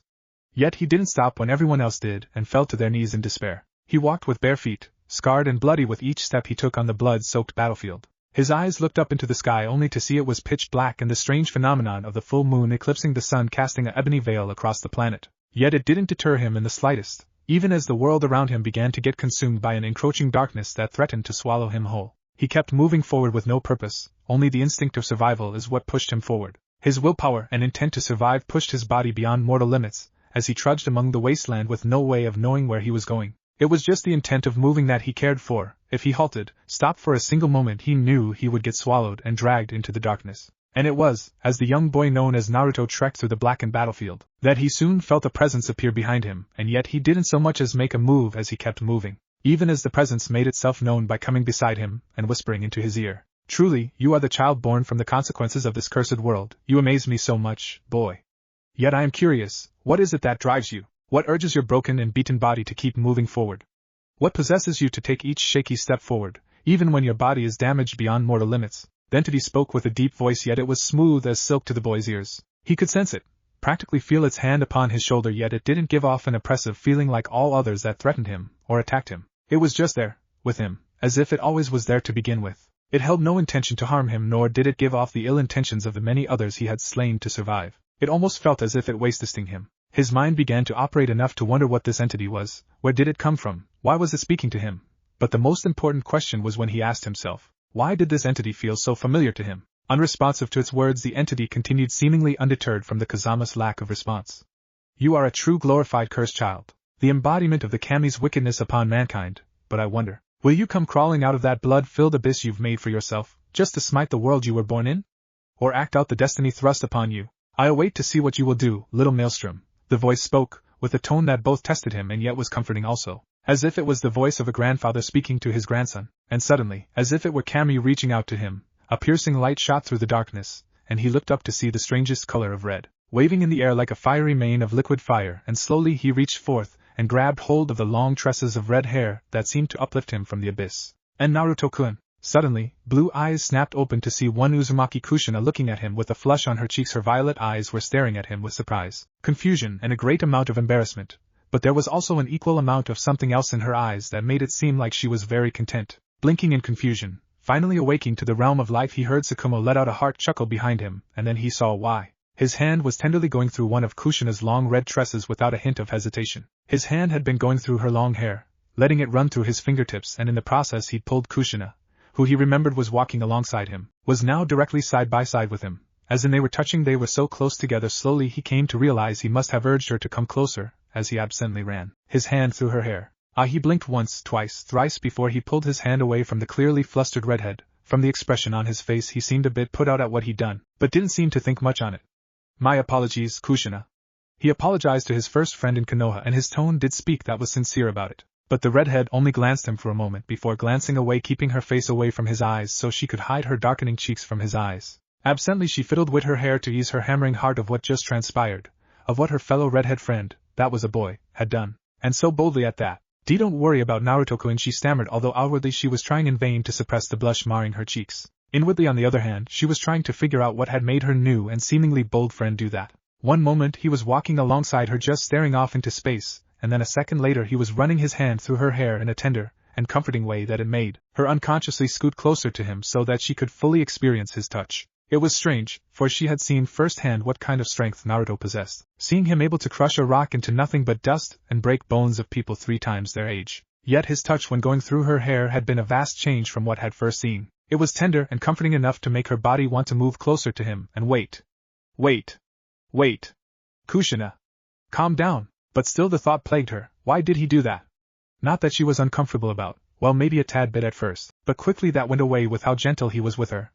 She wouldn't mind if he did it again, to be entirely honest. Tsukumo just watched this interaction with a bemused expression, amusement clear in his eyes as he saw the blossoming friendship between his protege Naruto with Konoha's soon-to-be Naidame Kyubi Jinchuriki, Uzumaki Kushina. It just started, but he could already tell the two had formed a strong bond the moment they met, and it seemed to only get stronger the more they were with each other, which was relevant right now seeing the way Naruto had done what he did. It worried him as to why he did it, but played it off thinking the boy was having minor relapses from the mental test placed on him yesterday. Regardless, Tsukumo rubbed his chin as he pondered on what would be happening today. Currently he was escorting both Naruto and Kushina to the academy under the orders of Hiruzen. He'd helped Naruto get ready for his first day at the academy, showing him the basic morning rituals a normal person would need to do in order to be ready. He had to teach him how to brush his teeth, get dressed, gather up his supplies. As for showering, he let the boy figure that out himself, only handing him a towel, a rag and shampoo and a bar of soap before pushing him into the bathroom. He also learned his lesson around the boy when it came to waking him up. This time he hadn't made the mistake of trying to wake up the boy from shaking him, and instead shouted his name, and slammed his door, causing him to jump from his bed and literally attach himself to the ceiling. He had received a rather nasty glare from the boy for that, but he only laughed it off. So after he helped the boy get ready, he was approached by one of the Hokage Zanbu, who left him a message to go and retrieve Kushina from her apartment where she lived with her current caretaker that was charged with helping her. However, her caretaker was pulled for an emergency at the hospital, so he was tasked to get her. He wasn't troubled by it, and actually welcomed it because it allowed him to see the sight of Kushina actually bringing down her fellow enigmatic redhead to the ground, in a full front hug. That was caused because she soon learned she would be attending the academy with him on the same day, and Tsukumo swore she lit up like a sun and shot off like a rocket toward Naruto with speeds that surprised even him. Since then Kushina had stuck to Naruto like glue, but right now she truly was attached at his hip, and didn't seem like she would be going anywhere from now on. Oh well, Tsukumo chuckled, the boy would soon begin to learn of the wonders and troubles of a woman at a young age. My prayers are with you, my young friend, Tsukumo thought. For a moment Tsukumo took the time to look at the two kids. Kushina was dressed in similar clothing from yesterday, only in a different color. Her kimono was a dark red while her obi was yellow. Naruto on the hand was wearing clothing that the boy thought would suit him well since he was training to be a shinobi, and Tsukumo took it upon himself to help the boy along by buying him what he needed. So Naruto's attire consisted of a fishnet shirt, which were covered by a black hoodie with red trimmings. He also wore black shinobi pants and black shinobi sandals. Attached to his hip was his pouch of ninja tools, and his backpack was over his back carrying his supplies for the academy. Tsukumo had to admit too, the majority of the overall black contrasted very well with Naruto's spiky blood-red hair. His hair had been cut to be a moderate length, and at what Naruto felt comfortable with, which was just past his neckline. The bangs still covered his ears and shadowed parts of his eyes, but it didn't seem so unruly as it once looked. Overall the boy cleaned up pretty well. Shaking himself from his reverie, Tsukumo looked up and his face brightened when he saw the academy coming in sight, and with it the Hokage Tower. He could see many other parents, both civilians and clans alike, escorting their children to the academy for their first day. Most were already inside, and he looked down at Naruto and Kushina and put his hands on their shoulders respectively, getting their attention. Blue and violet eyes looked up at him, and he spoke. Alright you two, we've reached the academy. This is as far as I can take you. From here on you just need to go through that door and speak with the instructor on the other side. Just mention your names and he will lead you both to your respective classes. He urged the two by pushing them forth a tad, causing them to stumble a bit. Now run along, you little rascals, you don't want to be late on your first day, he said, ushering them forward with a smile, and the two seemingly nodded. Well, Kushina gave a determined grin and pumped her fist in the air while proclaiming loudly, "Ha! Let's do this, Naruto-kun," she said, slapping her friend on the shoulder before she hurried along to the door, while Naruto just showed a smile at his friend's exuberant behavior, finding it yet again refreshing from what he was used to. But just as he was about to walk toward her, he heard Tsukumo speak his name in a drastic change in his tone. It was downright serious. Naruto the Hatake waited for the boy to look toward him, which he did with a questioning look. Remember what I told you last night. This is your first time being around so many people, especially around those of your age. So, when it comes to sparring, try to restrain yourself and do be on your best behavior, alright? He asked his young protege, who simply blinked at him before stating the same response he told him last night, and it made a small amount of dread build up in Tsukumo's gut. I will try. I will restrain myself, but should they act like those kids from before that tried to hurt Kushina, I will act without hesitation, Tsukumo-san. He stated it as a fact and Tsukumo knew damn well the boy meant what he said. This is why he was worried, but ultimately he could do nothing about it. The Hokage had full reign on the boy's shinobi academic life from henceforth, and what he did or planned for the boy was all up to him. He was starting to kinda regret ever telling his leader about the boy and how he found him with those dead Kumo shinobi. Sighing, he ruffled the boy's hair before he stood up. Very well, just try and not cause too big of a ruckus, alright? I still got an earful from the parents of those kids you and Kushina beat up yesterday. He said, which was true. The parents had come up to him and Hokage about the incident and began to complain and spout insults about the two 5-year-olds. That is until the Hokage silenced them with a flash of his killing intent and ordered them to leave, otherwise face punishment in being removed entirely from the village. He and the Hokage had all the evidence that pointed out that it was the graduates, ex-graduates, that instigated the conflict. They tried to refute the claims, but again the evidence was backed by Mito Uzumaki herself. And suddenly they clammed up and walked out the door, for they knew if they tried to go against the word of Uzumaki Mito was an automatic sign of treason and you would be cast out of Konoha or worse, executed. To go against her was like going against the daimyo. Her political status was higher than that of a Hokage and was treated as such. Naruto merely nodded at the Jonin before he began making his way to the academy, chasing after Kushina's back. But just as he was at the door, he turned to the Hatake and offered the smallest smile to the man who literally gave him this new chance at life. Thanks, Tsukumo-san. And with that said, the boy walked inside while Tsukumo watched him go with a shake of his head. Heh, alright, now time to go see Hokage-sama, he said before he vanished in a swirl of smoke and leaves, initiating the Shushin. He was ordered to meet with the Hokage after he dropped off the two kids to go and meet up with him. For what, he wasn't entirely sure, but he knew it had something to do with the mental test put upon Naruto yesterday and just how it all went down. He was really looking forward to what the Yamanaka saw in that boy's head. Shinobi Academy. Naruto caught up to his fellow redhead and was currently walking toe-in-toe while following one of the instructors that were at the door. They had mentioned their names and it took the man, a seasoned chunin, a few minutes to find their names, and when he did, he ushered the duo to follow him to their class. Thus we could find both Naruto and Kushina following the man as he checked which classroom they were being sent to, and while Naruto didn't seem the slightest bit nervous, the same however could not be said for his red-headed female companion. Contrary to what she said before she entered, Kushina was rather nervous about this, since it was all new to her. Since she was tasked to leave her home, Yuzushio, her family, behind to come to Konoha, a completely foreign land to her,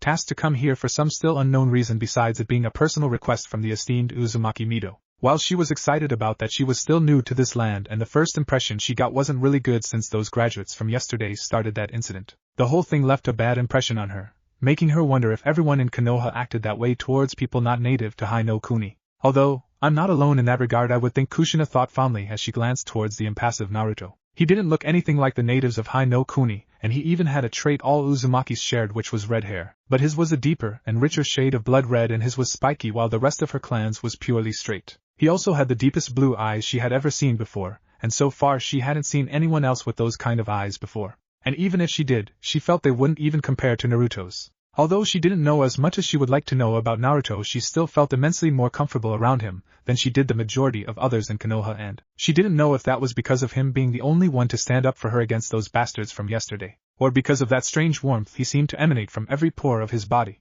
It wasn't something she was accustomed to, but just by being near him she felt a sense of a protection that only he seemed to give off, which made him all the more unique in her eyes. Smiling benevolently towards Naruto, she felt a trickling amount of apprehension begin to bubble up. What if she was separated from Naruto? Then she was going to be alone with a bunch of people she didn't know, and honestly she didn't even like the sound of that. No, she did not. Finally the Chunin seemed to find the classroom. Aha! Here we go. Well, you're both in luck, seems you've both been assigned the same classroom, class number 26. And like that her worries were answered like it was a blessing of the kami for the young Uzumaki. The two could hear the young children inside causing a ruckus, speaking loudly and barely paying much attention to their teacher. Sighing in relief, she turned to Naruto, who was looming at the door to the classroom.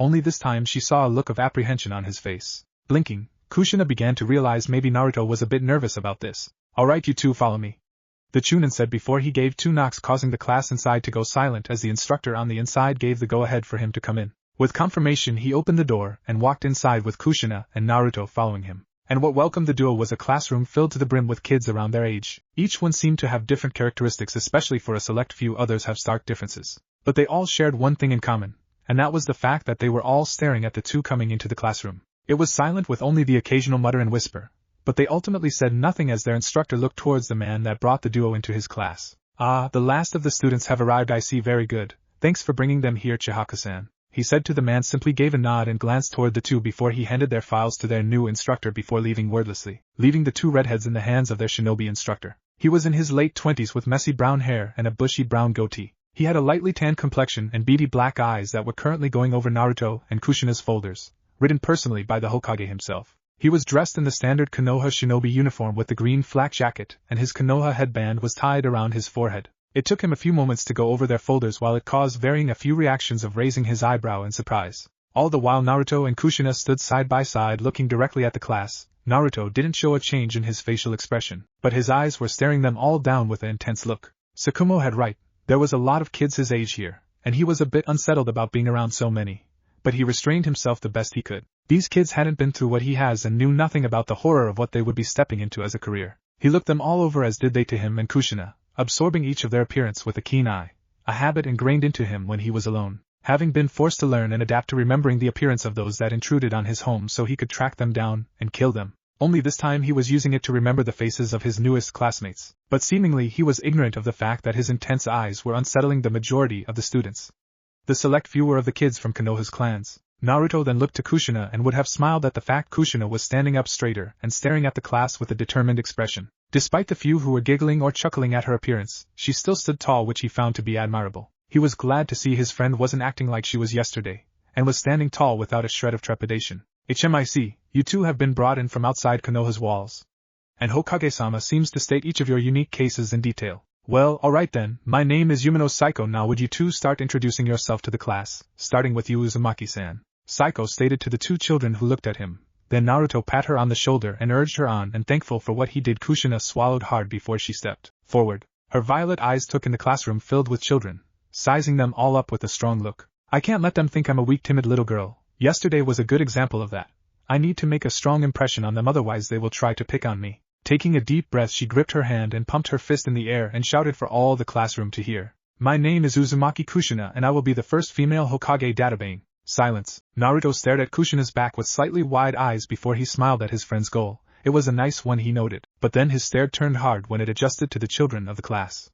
His eyes narrowed when the majority began to laugh at Kushina's declaration. Some were downright pointing fingers and banging their fists on their desks, and he glanced to even see their supposed instructor chuckling to himself in the corner. His face finally broke into a scowl at this, but it deepened when he saw them calling her names and outright laughing at her. Ha!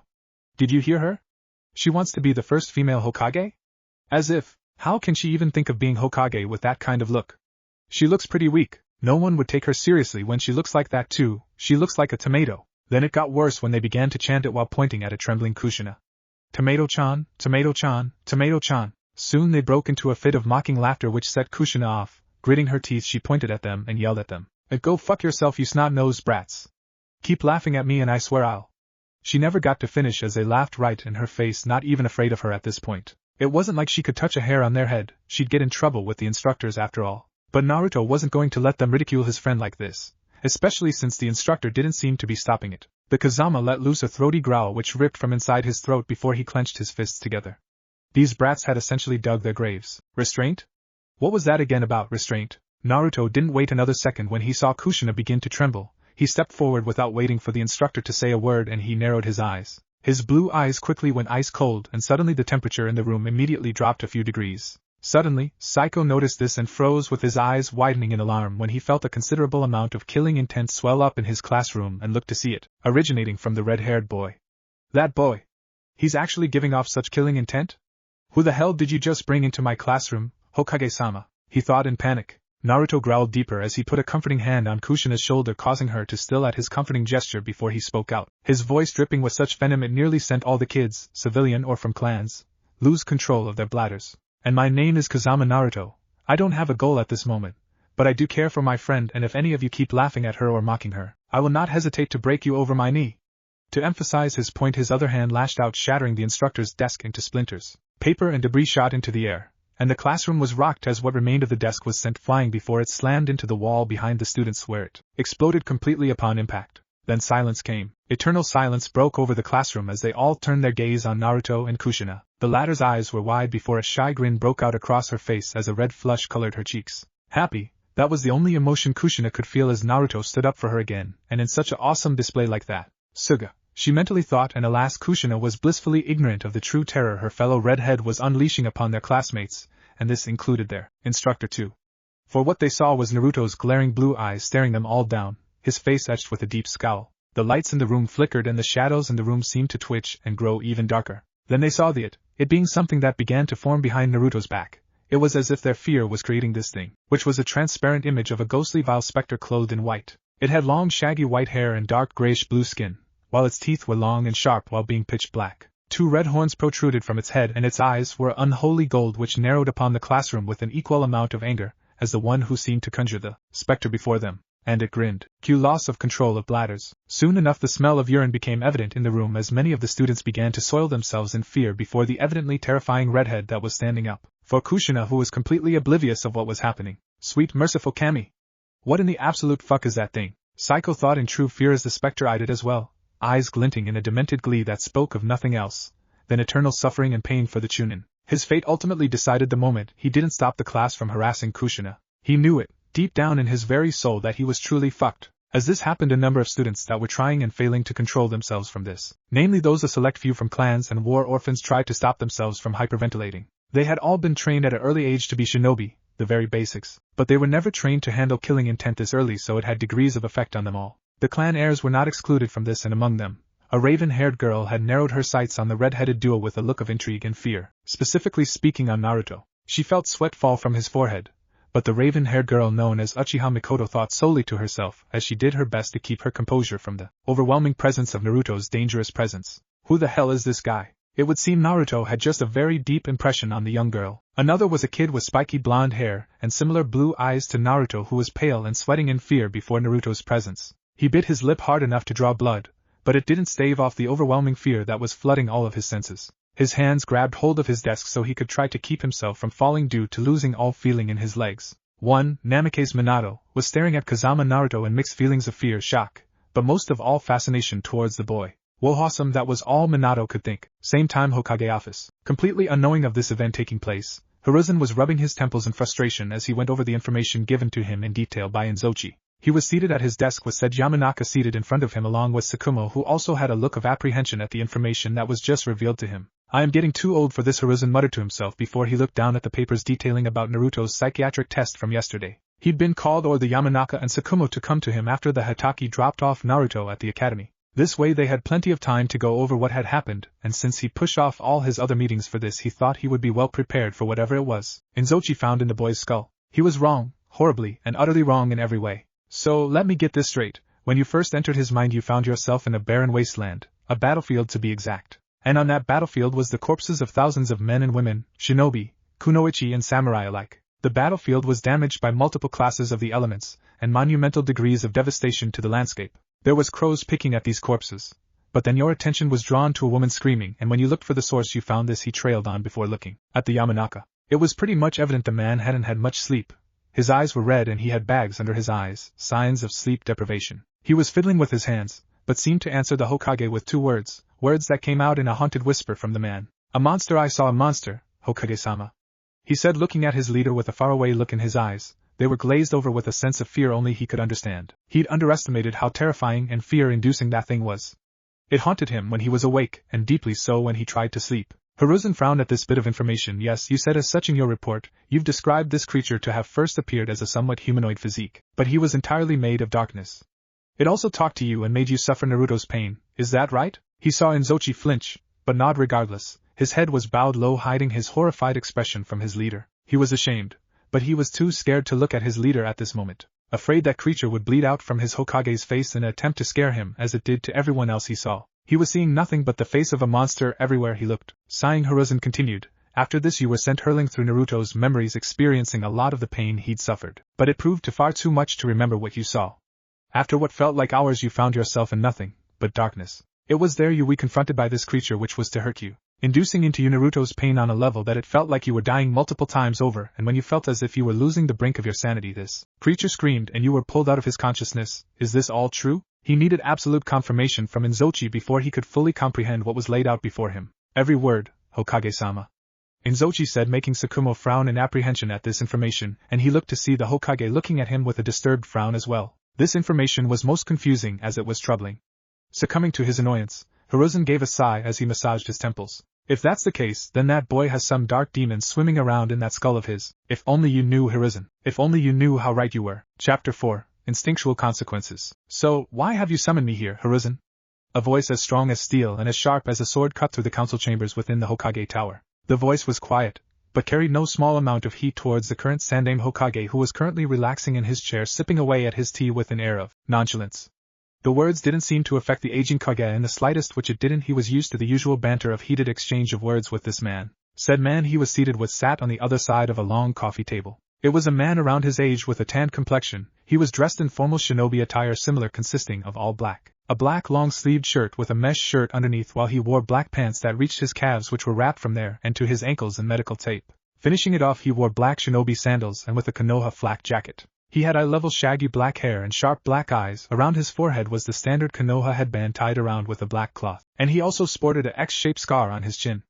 And strapped to his left hip was a pouch, and over his back was a normal ninjato. This man stared back at Konoha's current Hokage without any form of fear in his eyes. Only a solid iron will forged in fire and blood smoldered in his eyes. He rarely cared for these meetings of pleasantries with his old friend, and when they actually were for something important, it usually had something to do with trivial matters that did not concern him or Konoha's overall security and status in the war. It's why he felt his time was usually wasted when he could be going out and doing something to ensure Konoha's power was not shifted in the war. Indeed, Shimura Danzo was not a patient man when it came to incompetence or meaningless drawls that didn't involve Konoha's security and overall position of military might. Anything that concerned the civilians was not of his concern, and the only subjects that mattered to him was of the following: Konoha's security and military forces, the status quo of Konoha's status in the elemental nations, and Konoha's overall interests. Anything less than that was the least of his concerns. But this was the Hokage, and he couldn't exactly refuse a summons from the Hokage, old friends or not, and the Sarutobi mentioned it to be the highest priority for him to come. So he decided to see what Monkey wanted before going back out on the battlefield. There was much to do, much to accomplish in such a short amount of time. And so he waited, deciding to see what was so important for Hiruzen to pull him off the battlefield so he could speak with him. It had to be urgent, it better be urgent, otherwise he may very well blow a gasket on his old friend for wasting his time. He hadn't needed to wait long. Hiruzen's eyes tore away from his tea as he let out a small sigh, and then his brown eyes cut across to the scarred man in front of him. Brown orbs sharpened and turned cold, serious with a touch of supreme authority only an experienced veteran shinobi and Hokage could give off. When the scarred man saw this, his eyebrow perked up and he sat up a tad straighter, showing the smallest bit of intrigue to the sudden change in the Hokage's posture. And that look in his eyes, seen it before. Hiruzen was angry. No, Hiruzen never got angry, he corrected himself. Hiruzen got frustrated, and that was never a good thing. Danzo, I won't beat around the bush with you. We both have very important matters to deal with since the war is still going strong. So, the reason I summoned you here is pertaining to an incident that occurred a few days ago inside Konoha, he said, causing Danzo's eyebrow to perk up at this bit of information presented to him. All of his contacts were being spent outside the village to feed information back to him and through him to Hiruzen on the status of the other villages and their shinobi movements.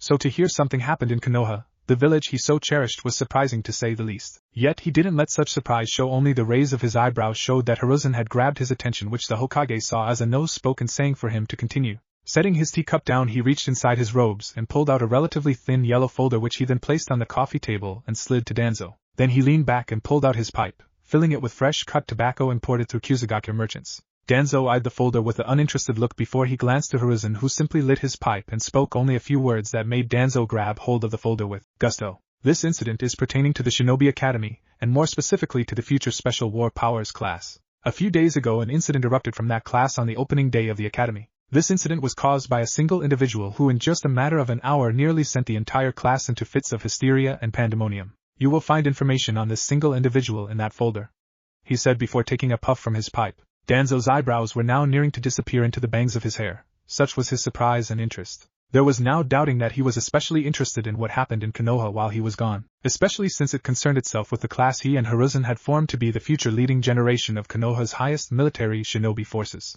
It consisted of all the clan heirs and civilians with shinobi parents and gifted war orphans. It was a class that was dedicated to be taught the finer ethics of what it meant to be a shinobi and get them prepped for war as early as possible. They were to be the future frontline, to replace the old with the new and show the world the might of Konoha was as strong as ever in all its generation. But to hear something had happened to the class, to the point the majority had suffered a major case of hysteria, was worrisome to him. So, he grabbed hold of the folder and popped it open, thinking on who the unlucky fool was to have done this deed. Imagine his surprise when he found a pair of sharp blue eyes staring back at him with an impassive expression. It was the face of a boy with moderately long spiky red hair with 6 scar-like marring his cheeks. But it was the boy's eyes that intrigued Danzo, for they were eyes that had lost its innocence long ago, and had seen horrors others couldn't even fathom. Oh yes, his interest was piqued now. And Uzumaki?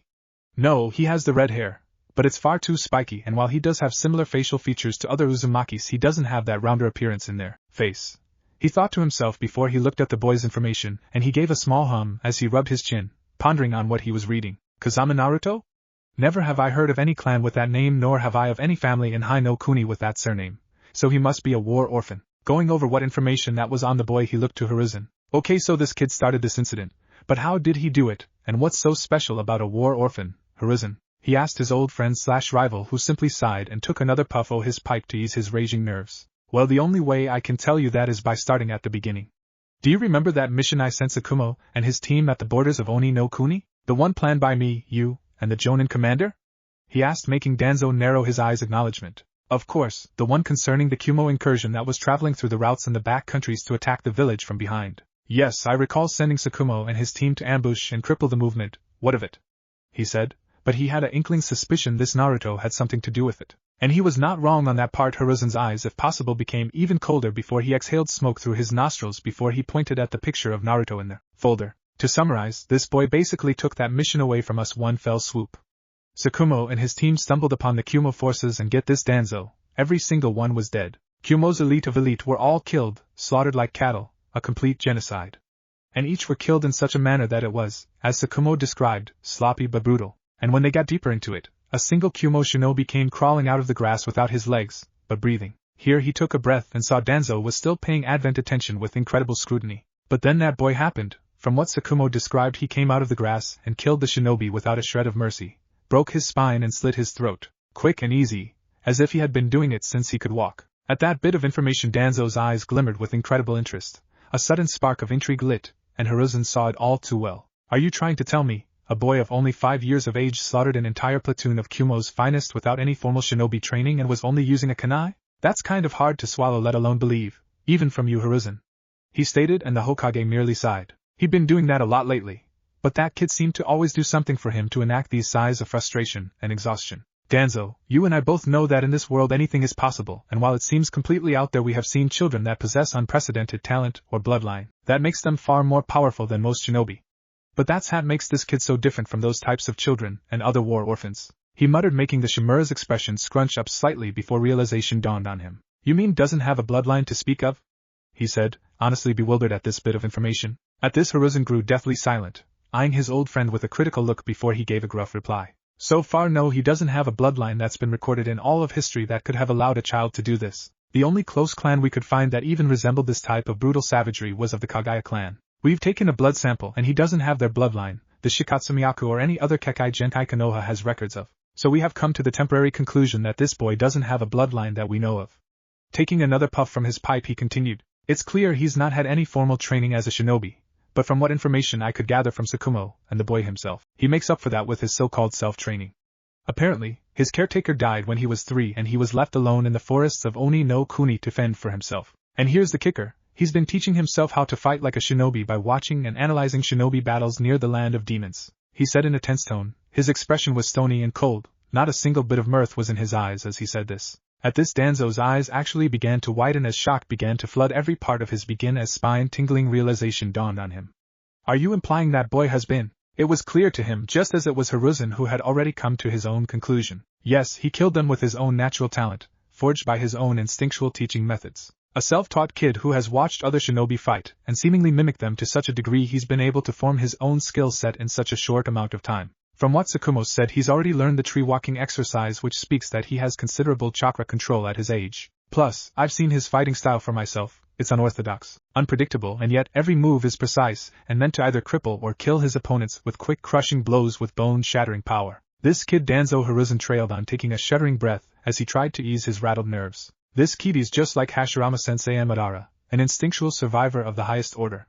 He said this as he placed his hand over his eyes as he said this. It was hard to admit it, but it was the cold hard truth. His sensei Hashirama and Madara Uchiha had been geniuses and prodigies in their own right, but they had been born and bred for war. They had to learn every way to survive in a world where you normally didn't pass the age of 30 years old. And this kid was like them every sense of the word when it came to survival. He took the survival of the fittest to the precipice and beyond. which frightened him to a degree since these days it wasn't nearly as bad as back then, and he was happy to think no child would have risen up from the fires of war with the same upbringing of survival as those two monsters among shinobi. Clearly, he had been horribly wrong. Danzo took this all in stride though, his face going back to a neutral monotone expression which hid his contemplative nature over what was told to him. The gears in his began to turn as he thought up multiple scenarios of how this could potentially be in Konoha's favor. If this kid was like those two potentially wise, then they had a monumental boon for the future generation of shinobi. He could prove to be a huge benefit to Konoha's presence in the war, and even a trump card if his supposed potential was truly realized.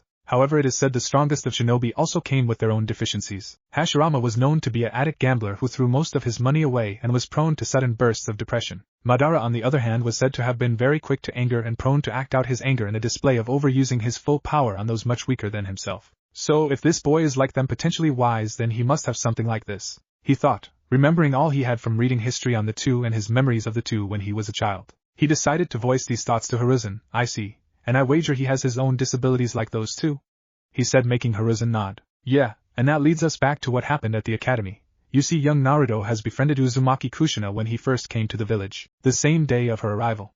At this, Danzo's eyes narrowed. You mean he's made friends with the next QB container? The one Mito-sama has chosen to be her successor? He asked in confirmation, to which Hiruzen nodded too. Yes, and I don't know how exactly this bond of friendship has grown to such a strong degree, but it began when the young Uzumaki was being harassed by a batch of fresh graduates. Naruto stepped in at the time they were about to get violent, and uplifted her confidence, and together beat down 10 newly graduates genin, some from clans at that with just the two of them. But that was the start of their friendship, and probably when how it revealed to me young Naruto's own deficiency, he said, to which Danzo closed his eye in thought. While he filed the fact the young Kazama boy had been the first friend the Uzumaki girl, that was to be Konoha's new Kyubi Jinchuriki for later. He waited to hear what Hiruzen had found out about the boy's more abnormal parts that weren't quite right. Here Hiruzen sat up and stared straight into Danzo's eyes and placed his pipe on the table and intertwined his hands together. I've come to the shocking realization that young Naruto has a disorder similar to Madara Uchiha himself. It would seem his bond with the young Uzumaki girl is strong, so strong in fact when they introduced themselves to their class at the academy, and she was being ridiculed. Naruto stepped in when he was told beforehand by Tsukumo to restrain himself, but he did not when he saw their own instructor. Yumino Saiko was not stopping it, and what he did was in simple terms, unleashing the worst fear imaginable on any child. He stated coolly, making Danzo perk an eyebrow in further interest. He threatened to break each and every one of them over his knee and through the teacher's desk across the classroom with enough strength that shattered upon impact. After that he unleashed his killing intent on them, Danzo, and from the reports specified from Saiko the killing intent had been so strong it seemed to form an apparition, strikingly similar to the Shinigami itself. I would like to think it was just the image conjured in his mind from the fear he felt, but I have my doubts. Nevertheless, he did this to stand up for the Uzumaki girl, so it's easy to assume he's quick to anger and prone to act on that anger when he deems fits. And that display of anger has nearly cost us the entire class, he said, gritting his teeth in frustration. That bit of news didn't surprise Danzo. If the killing intent from that boy was so dense it could have conjured the Shinigami of all things, then there would be some type of mental scarring, if not permanent damage done to their mental health. Killing intent was after all to unleash your intent to kill upon your enemy, and upon the many you killed, it said, to making your intent to kill all the more stronger. He'd heard rumors of some having such intent it conjured apparitions of demons and monsters. But the Shinigami? That was new. Exactly how many has this boy killed? Sighing, Danzo closed the folder and placed it back on the table and looked back up to Hiruzen with an analyzing gaze. So, the boy has the same disorder as Madara. He's prone and quick to anger when it comes to defending for the young Uzumaki and nothing else, and will act upon that act in any way to end those that have hurt her either physically or mentally. That can be used effectively if tempered, otherwise he is a danger to himself and those around him. A wild card on the battlefield that we do not need. Madara was said to have been able to use that anger at times, though to reinforce his power to such degrees it was beyond monstrous. He mumbled to himself before he spoke again, his gaze never averting from Hiruzen. Who is looking after the boy?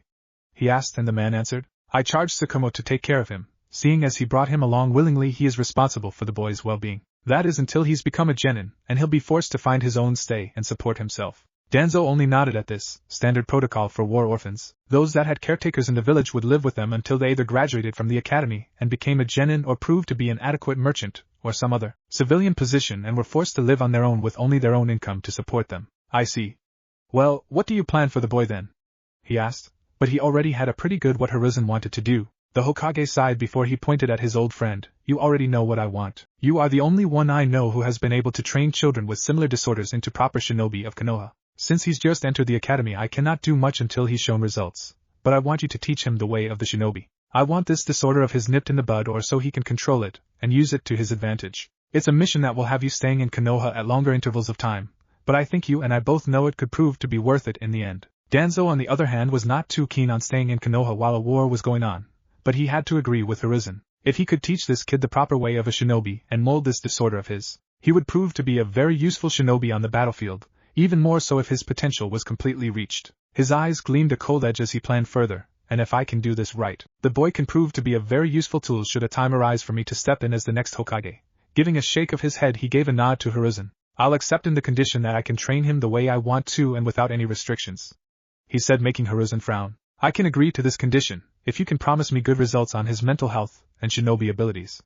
Think you can do that, old friend? He said, challenging his rival with a not-so-subtle smirk of bemusement to the Shimura, who merely gave a grunt. An expression of a cold and dead serious shinobi etched into his hardened expression. He stood up without a word and made his way to the door, and just as he reached it he cast a few words to the Kage. I'll do more than that, Hiruzen. I'll give the boy 4 years of my training, and by the time he's 9 he'll have graduated early and be drafted into Umbu for his superb skill as a shinobi.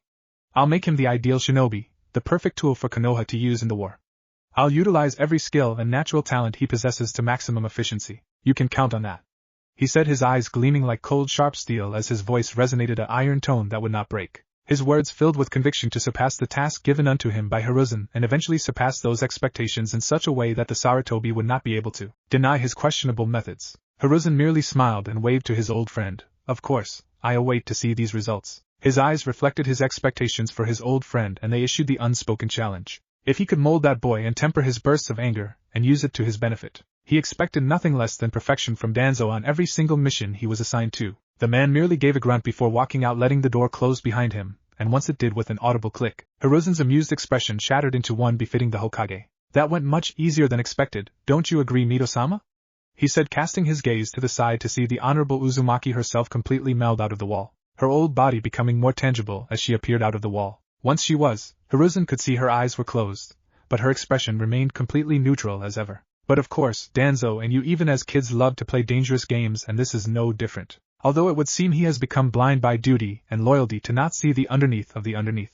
It's his ignorance, and your dangerous game that will ultimately set course the winds of change. She spoke, once again her cryptic manners that to this day befuddled Hiruzen with a sense of wonderment. He briefly played with the thought that Mito-sama became prophetic in old age or something, but his logical mind denied such a thing, and yet something else in him ringed it to be true. Are you not worried? About the boy, I mean. Danzo is a cruel taskmaster when it comes to shinobi training, and he'll probably whip Naruto into such conditions it'll be dangerous to his health, he said, but Mito merely opened her eyes slightly to stare straight into Hiruzen's own. No, that was the wrong thing to say. She was staring through him and reading his soul bare as if it were a book. Then she smiled. I believe Naruto-chan will surprise the both of you. From what I feel from him, he has faced far worse than anything you or Danzo could ever dream of dishing out. In fact, I may need to warn you to make sure you don't overstep yourself and accidentally push him too far. If you do, she let the threat hang there for a moment before her pupilless eyes narrowed in complete seriousness, not a hint of mirth present in her eyes as she spoke the cold hard truth that sent a cold shiver of dread up Hiruzen's spine. Be careful that you don't unleash the inner demon inside him, otherwise this war will be the least of your worries, she said, stating it as a complete fact, and Hiruzen swallowed hard as Mito excused herself with a simple bow of her head. Now I must go and make sure Naruto-chan and Kushina-chan are alright. Take caution, Saru-chan, that you don't overstep that boundary. But remember, whatever you do will not change the destiny I feel laying in wait for that boy. No matter how much you want it to, she added, making him flinch from the bite in her tone.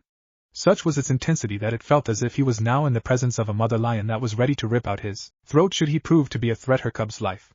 Such was her presence that it made him sweat even after 5 minutes had passed and she left the room. Now he understood why Hashirama-sensei was so petrified of Mito-sama. He wondered who was more scary at this point, all 9 Bijou or being stared down by Uzumaki Mito herself. I really hope this was the right thing to do. Hiruzen thought, briefly reconsidering if this was such a good idea after all. But he knew it was too late for that now, and he could only watch it unfold. For better or for worse, he wouldn't know. He could feel a change was coming, and it frightened him to a degree if this change was good or bad, because he wasn't sure if this would affect Konoha badly or positively. He just didn't know. Unknown to him, or the ancient Uzumaki herself, however, something was churning up inside Mito's seal. Restrained and chained to a floating piece of earth, a giant monstrosity dwelled. Darkness shadowed the creature's appearance, but soon a rumbling chuckle ripped out from its throat before a pair of sinister crimson orbs snapped open. Sharp slits glared, piercing through the darkness as it chuckled more and more before it ultimately stopped, letting out a single whisper in the ebony veil of its prison. You humans are so foolish, not even realizing you are playing with fire. You have no idea what you have in your hands, Mito. It would seem, the endless spiral of chaos has given birth to you, creature of darkness. I eagerly await in anticipation to see your new incarnation, Maurano. The shadows quivered and shifted at the mention of that name which echoed within its prison, and the Kyubi no Yoko, strongest of all the 9 legendary fabled bijou, grinned, revealing its massive maw of razor-sharp fangs. Chapter 5. Friends and Predatory Fury. Blood. All he could see was blood. The crimson liquid saturated every part of his body, seeping into his skin, and it built up in his mouth, staining his teeth crimson. It soaked into the soil and ran down between his fingers. Bits and pieces of flesh and gore were stuck underneath his fingernails and all up in his hair. His eyes were shadowed by his unruly blood-red hair, his clothes were in tatters, revealing the multiple gashes, fatal and deep wounds inflicted upon his body. And yet it didn't seem to affect him in the slightest as he raised his eyes, the red fringes parting way to reveal soulless blue eyes staring up into the sky. Out of every part of his vision all he saw was red. Blood leaked out and ran down from his eyes as he looked down from the sky and the ominous solar eclipse. And down below, around him, all he could see was corpses. There was too many to count, the death toll was far too numerous to even fathom. There was no distinguishing them apart, for they were all killed in similar ways that made it seem like they were killed by something that wasn't human. It seemed as if a monster had ravaged them, tearing to pieces, ripping them limb from limb, and tore out their hearts and gnawed off their skulls. It was as grotesque as it was fascinating to see. In his eyes it was a morbid fascination, the first of many to come of sights he would bore witness as a toddler. The sight was seared into his mind, to show him and for the future to remind him of the curse that was laid upon this world, but most importantly, it's to remind you that this world is cruel and unforgiving. You must kill or be killed, this is the universal law of this world. But I don't need to remind you of that now, do I?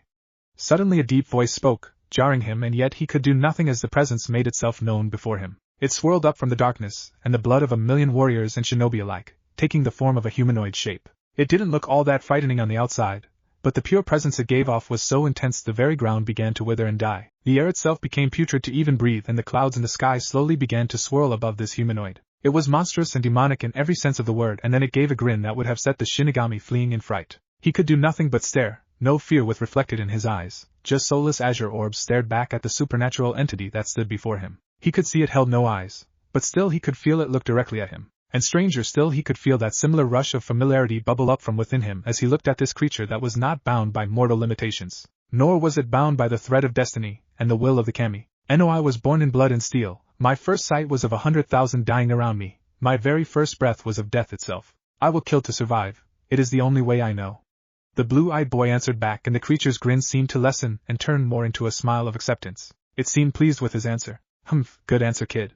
I eagerly await to see how you progress with that mindset, my cursed child. And before he could even utter a response, the world began to spin and soon darkness overcame him. Oh whoa, Naruto, you okay, man? Slowly a pair of blue eyes began to creak open. With the first sight he saw was the shadow of a head hovering over him with only a few beams of sunlight jutting around the aforementioned head. His eyes then caught the pair of equally azure blue eyes staring back at him in bemusement, and a small bit of curiosity. Slowly he realized who it was, and Kazama Naruto sighed in mental exhaustion. Preferably he wanted to be alone, and it wasn't that he was annoyed with this kid's presence, it was just he wasn't in the right of moods for people he wasn't better associated with. Minato. Naruto greeted his fellow 5-year-old, who in turn seemed to show a sign of relief once he saw him respond. For a moment Naruto took the time to appraise Minato. He was orphaned by the war and brought to Konoha, similar to his case in a sense. However, the blonde clung to a rather optimistic attitude, and was rather upbeat than most of the other students Naruto had come across. He was average height for a 5-year-old with a long mop of spiky gold hair and azure blue eyes which were similar to his own in a way. He had a simple white hoodie with a red lining going down the sleeves, black shorts and black sandals. This was Namake's Minato, Naruto's first friend at the academy besides Kushina. He supposed he could see him as a friend since he hadn't outright ignored him like everyone else did, and at least tried to be social with him. Briefly, he didn't feel the slight moving beside him as he saw Minato give the smallest of smiles before he spoke to his fellow shinobi trainee. Sorry about waking you up, but it looked like you were having a weird nightmare or something. Plus Psycho-sensei has called us back in, and since no one else was coming to get you too, he trailed on, and Naruto completely missed what Minato said at the end as he frowned. He figured out the rest and gave another small sigh. His hand went to cover his eyes as he shook his head at Minato's words. It had been a few days since the first day at the academy, and a few days since that incident occurred, but still ever since it happened everyone in the academy besides a rare select few avoided him like the kami-damned plague. They looked upon him in terror and steered clear from him. Some downright fled the academy if it was the only choice they felt was available to them. It didn't help Naruto in the slightest in regards to making friends at the academy, since everyone that didn't go to his classroom steered clear from him because of the rumors that circulated around him. And the ones that actually came from his class was something else altogether. He actually had to hold back Kushina a few times when some stared at him as if he were a monster, a demon in human skin. Some whispered behind his back and yet dared to not look his way without pissing themselves in fear. It seemed his little incident had mentally scarred most if not everyone in that classroom on some degree, some more than others. Some even dropped out of the academy because they were too terrified of being near Naruto, or being in the same classroom as him. He still remembered what happened. He was just thrusting his intent to protect Kushina onto the students, enforcing his intent with murderous ill will that he used on reflex when he was alone to paralyze his opponents, and take them out before they even realized it. He was stopped though by Tsukumo, who had rushed back at the academy when he felt the sudden rise of killing intent. He had to be forcefully taken out of the academy by the Hitaki and taken to the Hokage's office. He'd gotten a severe tongue lashing from Tsukumo, and he was asked why he did that, and he could only say one thing that seemed to make Tsukumo go silent and the Hokage look at him, with an even more intense expression. I was standing up for Kushina, no one else would, and not even Saiko-san was doing anything. I only did what I felt needed to be done to enforce the fact that messing with Kushina, my friend, warrants death. Is that so wrong? He told them without a hint of hesitation. He lived in a world that was filled with battle and death, and knew nothing of self-restraint. Why should he restrain himself? It went against his very nature to hold back against an enemy that could potentially kill him. It's how he was raised, and to be told otherwise conflicted with his very nature. However, to his surprise, the Hokage agreed with him, and so did Tsukumo to an extent. He stood up for a friend when no one else would. He did the right thing essentially. Only in the wrong manner. By what the Hokage said, he used an excessive amount of force. Instead, he should have used the smallest amount to instill into the class he was her friend, and any amount of threats toward her would be accounted for. Strangely enough, after that meeting he was assaulted by Kushina outside the door. His fellow redhead was worried for him after what happened, and he tried to console her the best he could. Yet it did little to ease her worries, and since the past few days she stuck with him far more than she usually did. She was the last one to realize what Naruto had done until it was too late.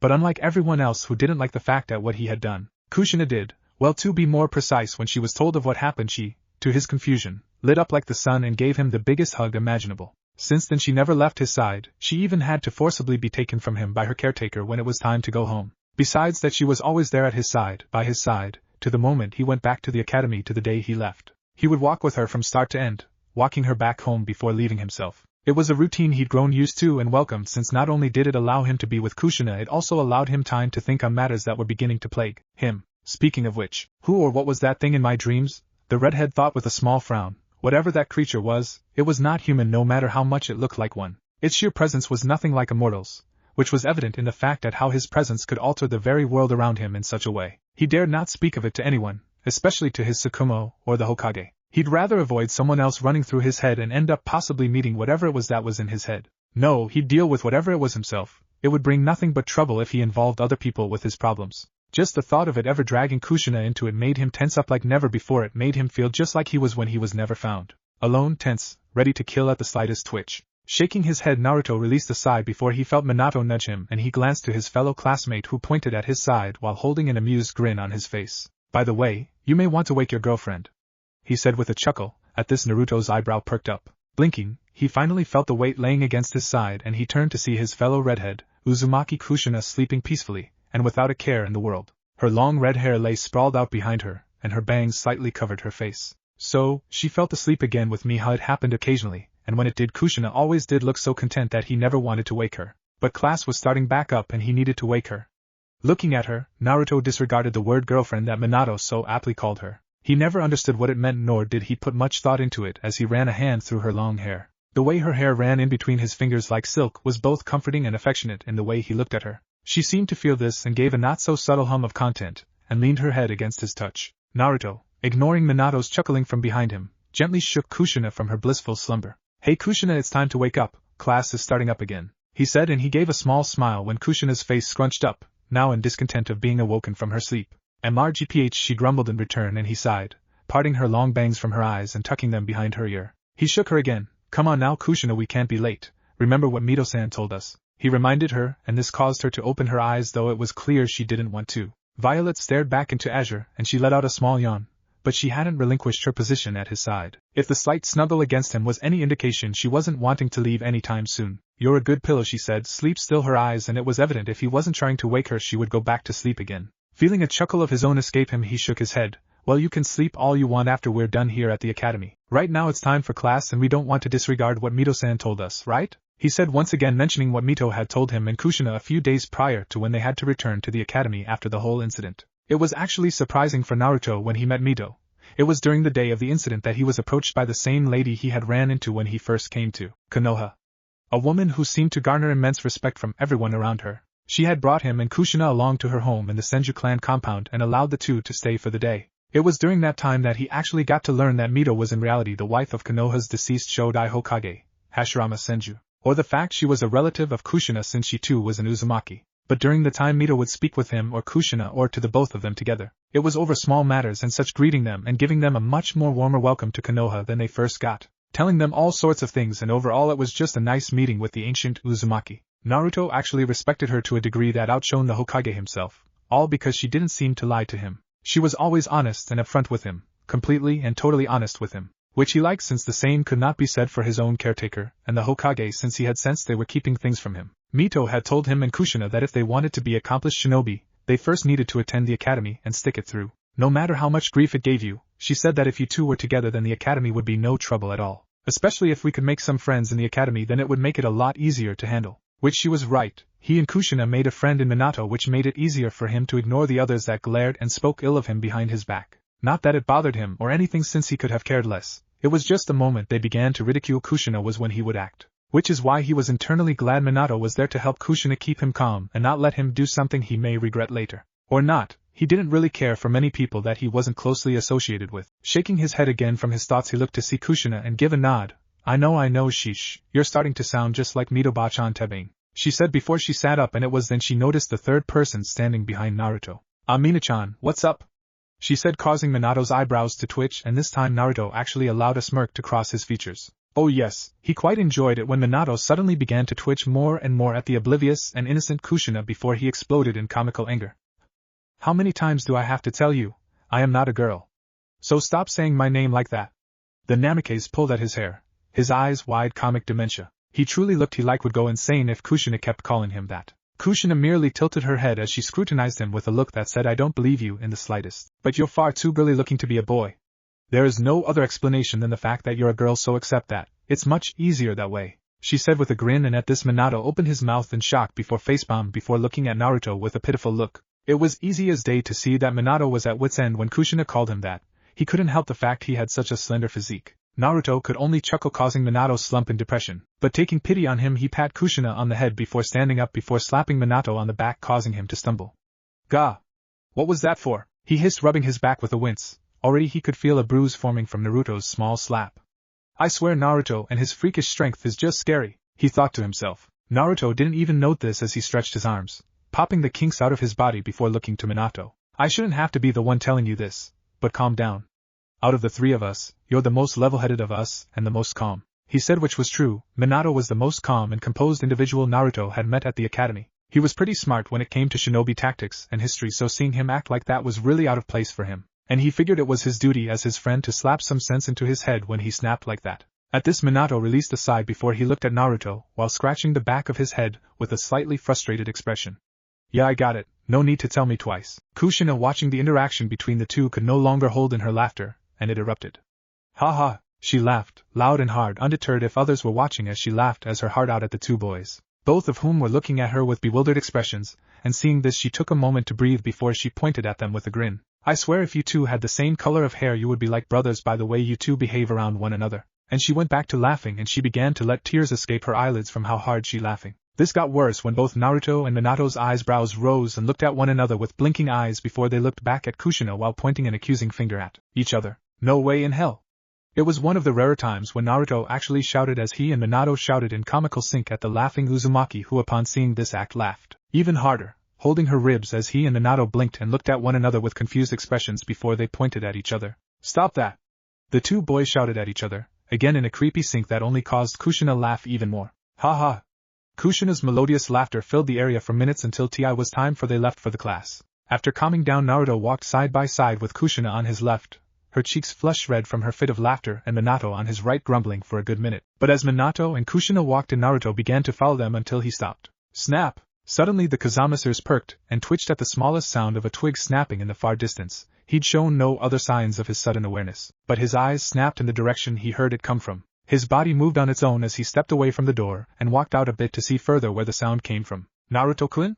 Kushina spoke out to him, but he heard nothing. Everything went silent as he stared into the forest, and his eyes began to dilate as he searched within the dense forestry. He looked, watched, and waited until his eyes finally caught it. It was the briefest moment, but he caught sight of a humanoid figure watching from the trees before he fled when his eyes found him. Suddenly Naruto bit his lip hard enough to draw blood as he restrained the sudden urge to jump out, to lash out with his kunai to kill the eavesdropper. No, Naruto, remember you aren't alone anymore, you can't go attacking without no warning. It took nearly all he had to restrain his body from doing what it had always done since he was 3, to act on reflex and move on instinct, to kill any intruders without a moment's hesitation.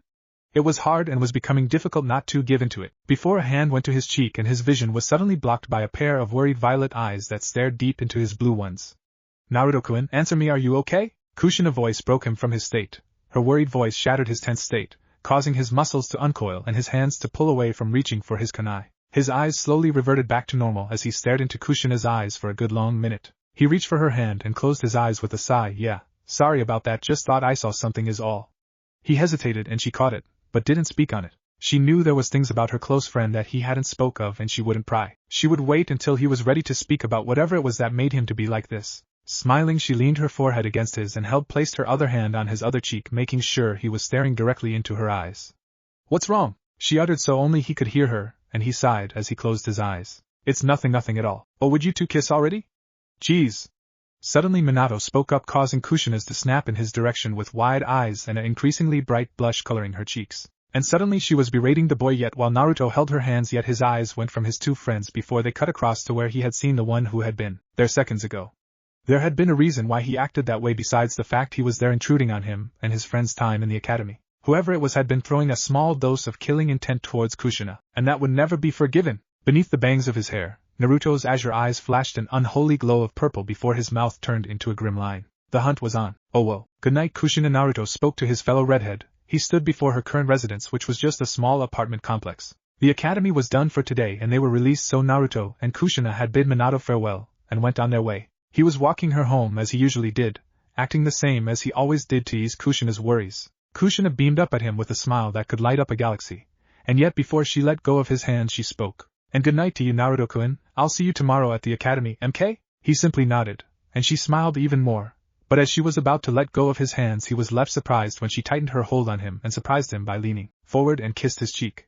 It was quick and chastised, but it was filled with an indescribable feeling she had for Naruto, who was left wide-eyed as Kushina quickly let go of his hands and turned away, hiding her own blood-red blush from his eyes. See you tomorrow, Naruto. She said his name with so much familiarity that he was left standing there gobsmacked at Kushina's boldness as she closed the door behind her. And still he stood there for a moment, touching his cheek, and still he felt the sensation from Kushina's lips and his fingers traced it, feeling the warmth and affectionate Kushina left in her wake for him. Taking hold of that, and storing it deep in within himself, Naruto took a breath and turned away from Kushina's home. And it was only then, when his face was in the darkness, that the Kazama allowed his expression to shatter into one of cold indifference. The only sign of an emotion at this point was the cold predatory fury smoldering his eyes. His eyes soon began to scan the area around him, and he narrowed his eyes once he felt it again. The very same presence that was spying on him, Kushina and Minato at the academy. Snapping upwards, his eyes narrowed further once he caught the shadowed form of what looked to be a man crouched low on an apartment complex. Kushina's apartment complex, who at this point was staring straight at him. Then he fled. Naruto acted on pure instinct. His muscle coiled and sprung, and he jumped after the eavesdropper. He jumped onto the roof and gave chase after the one who had been so foolish to throw killing intent on Kushina. His Kushina. It was because of this, Naruto was so deep in following the person he never noticed he was being followed from the shadows. His vision tunneled as one objective took priority over anything else, and that was to catch the eavesdropper and unleash upon him, or her, the consequences of aiming ill will towards his fellow redhead. There was no mercy to be given, no hesitation was in his eyes as he dashed across the village's rooftops, not even caring for the fact as the person went faster so did he, pushing his legs more and more until he was nothing more than a blur to even the most trained eye. Each landing cracked a rooftop, each jump sent him closer and closer to his target, each dash made it feel as if he was tunneling himself through the wind itself. Soon enough he was leaving the village perimeter and was passing into its forestry, and as soon as he got close he was able to make out a few things from the person. He wore a full-body black cloak with a hood that showed the back of his head. But suddenly he felt his sense of danger kick in, and he felt a subtle shift in the wind and saw the man spin around in air and look toward him while performing a set of hand seals. He saw for a moment the face of his now attacker, and it was masked by a white porcelain mask similar to that of Umbu, but it held not distinction between an Umbu's animal mask, for it was just plain white. Then he attacked. Katon, Gokakyu no Jutsu. The man inhaled, causing his chest to puff outwards to an impossible degree before he exhaled, releasing a moderately sized fireball towards Naruto. And since he was still stuck in midair he couldn't maneuver away from the giant ball of fire heading towards him. As he inched closer and closer to the fireball, Naruto's eyes reflected its fiery element with a surprise until he reacted on reflex. Whipping out a kunai, he plunged headfirst into the fireball before he flipped forwards with the kunai in front. But he was channeling his chakra into the blade, and the results were amazing. The giant fireball was cut in half from a spinning 5-year-old Naruto, who landed on a tree branch and dashed toward his attacker, his kunai glowing with a longer reach. It looked as if the very wind itself was forming into the shape of a blade along the kunai. The boy gripped it in a reverse style as she chased after the attacker, who let out a slight curse before he fleeing, but Naruto wouldn't let him. His blue eyes were soulless at this point as he bounced among the tree branches before he finally reached his attacker. Taking his wind-enhanced kunai, he sliced his lower back, sharpened wind cutting through flesh and bone easily enough. Gah!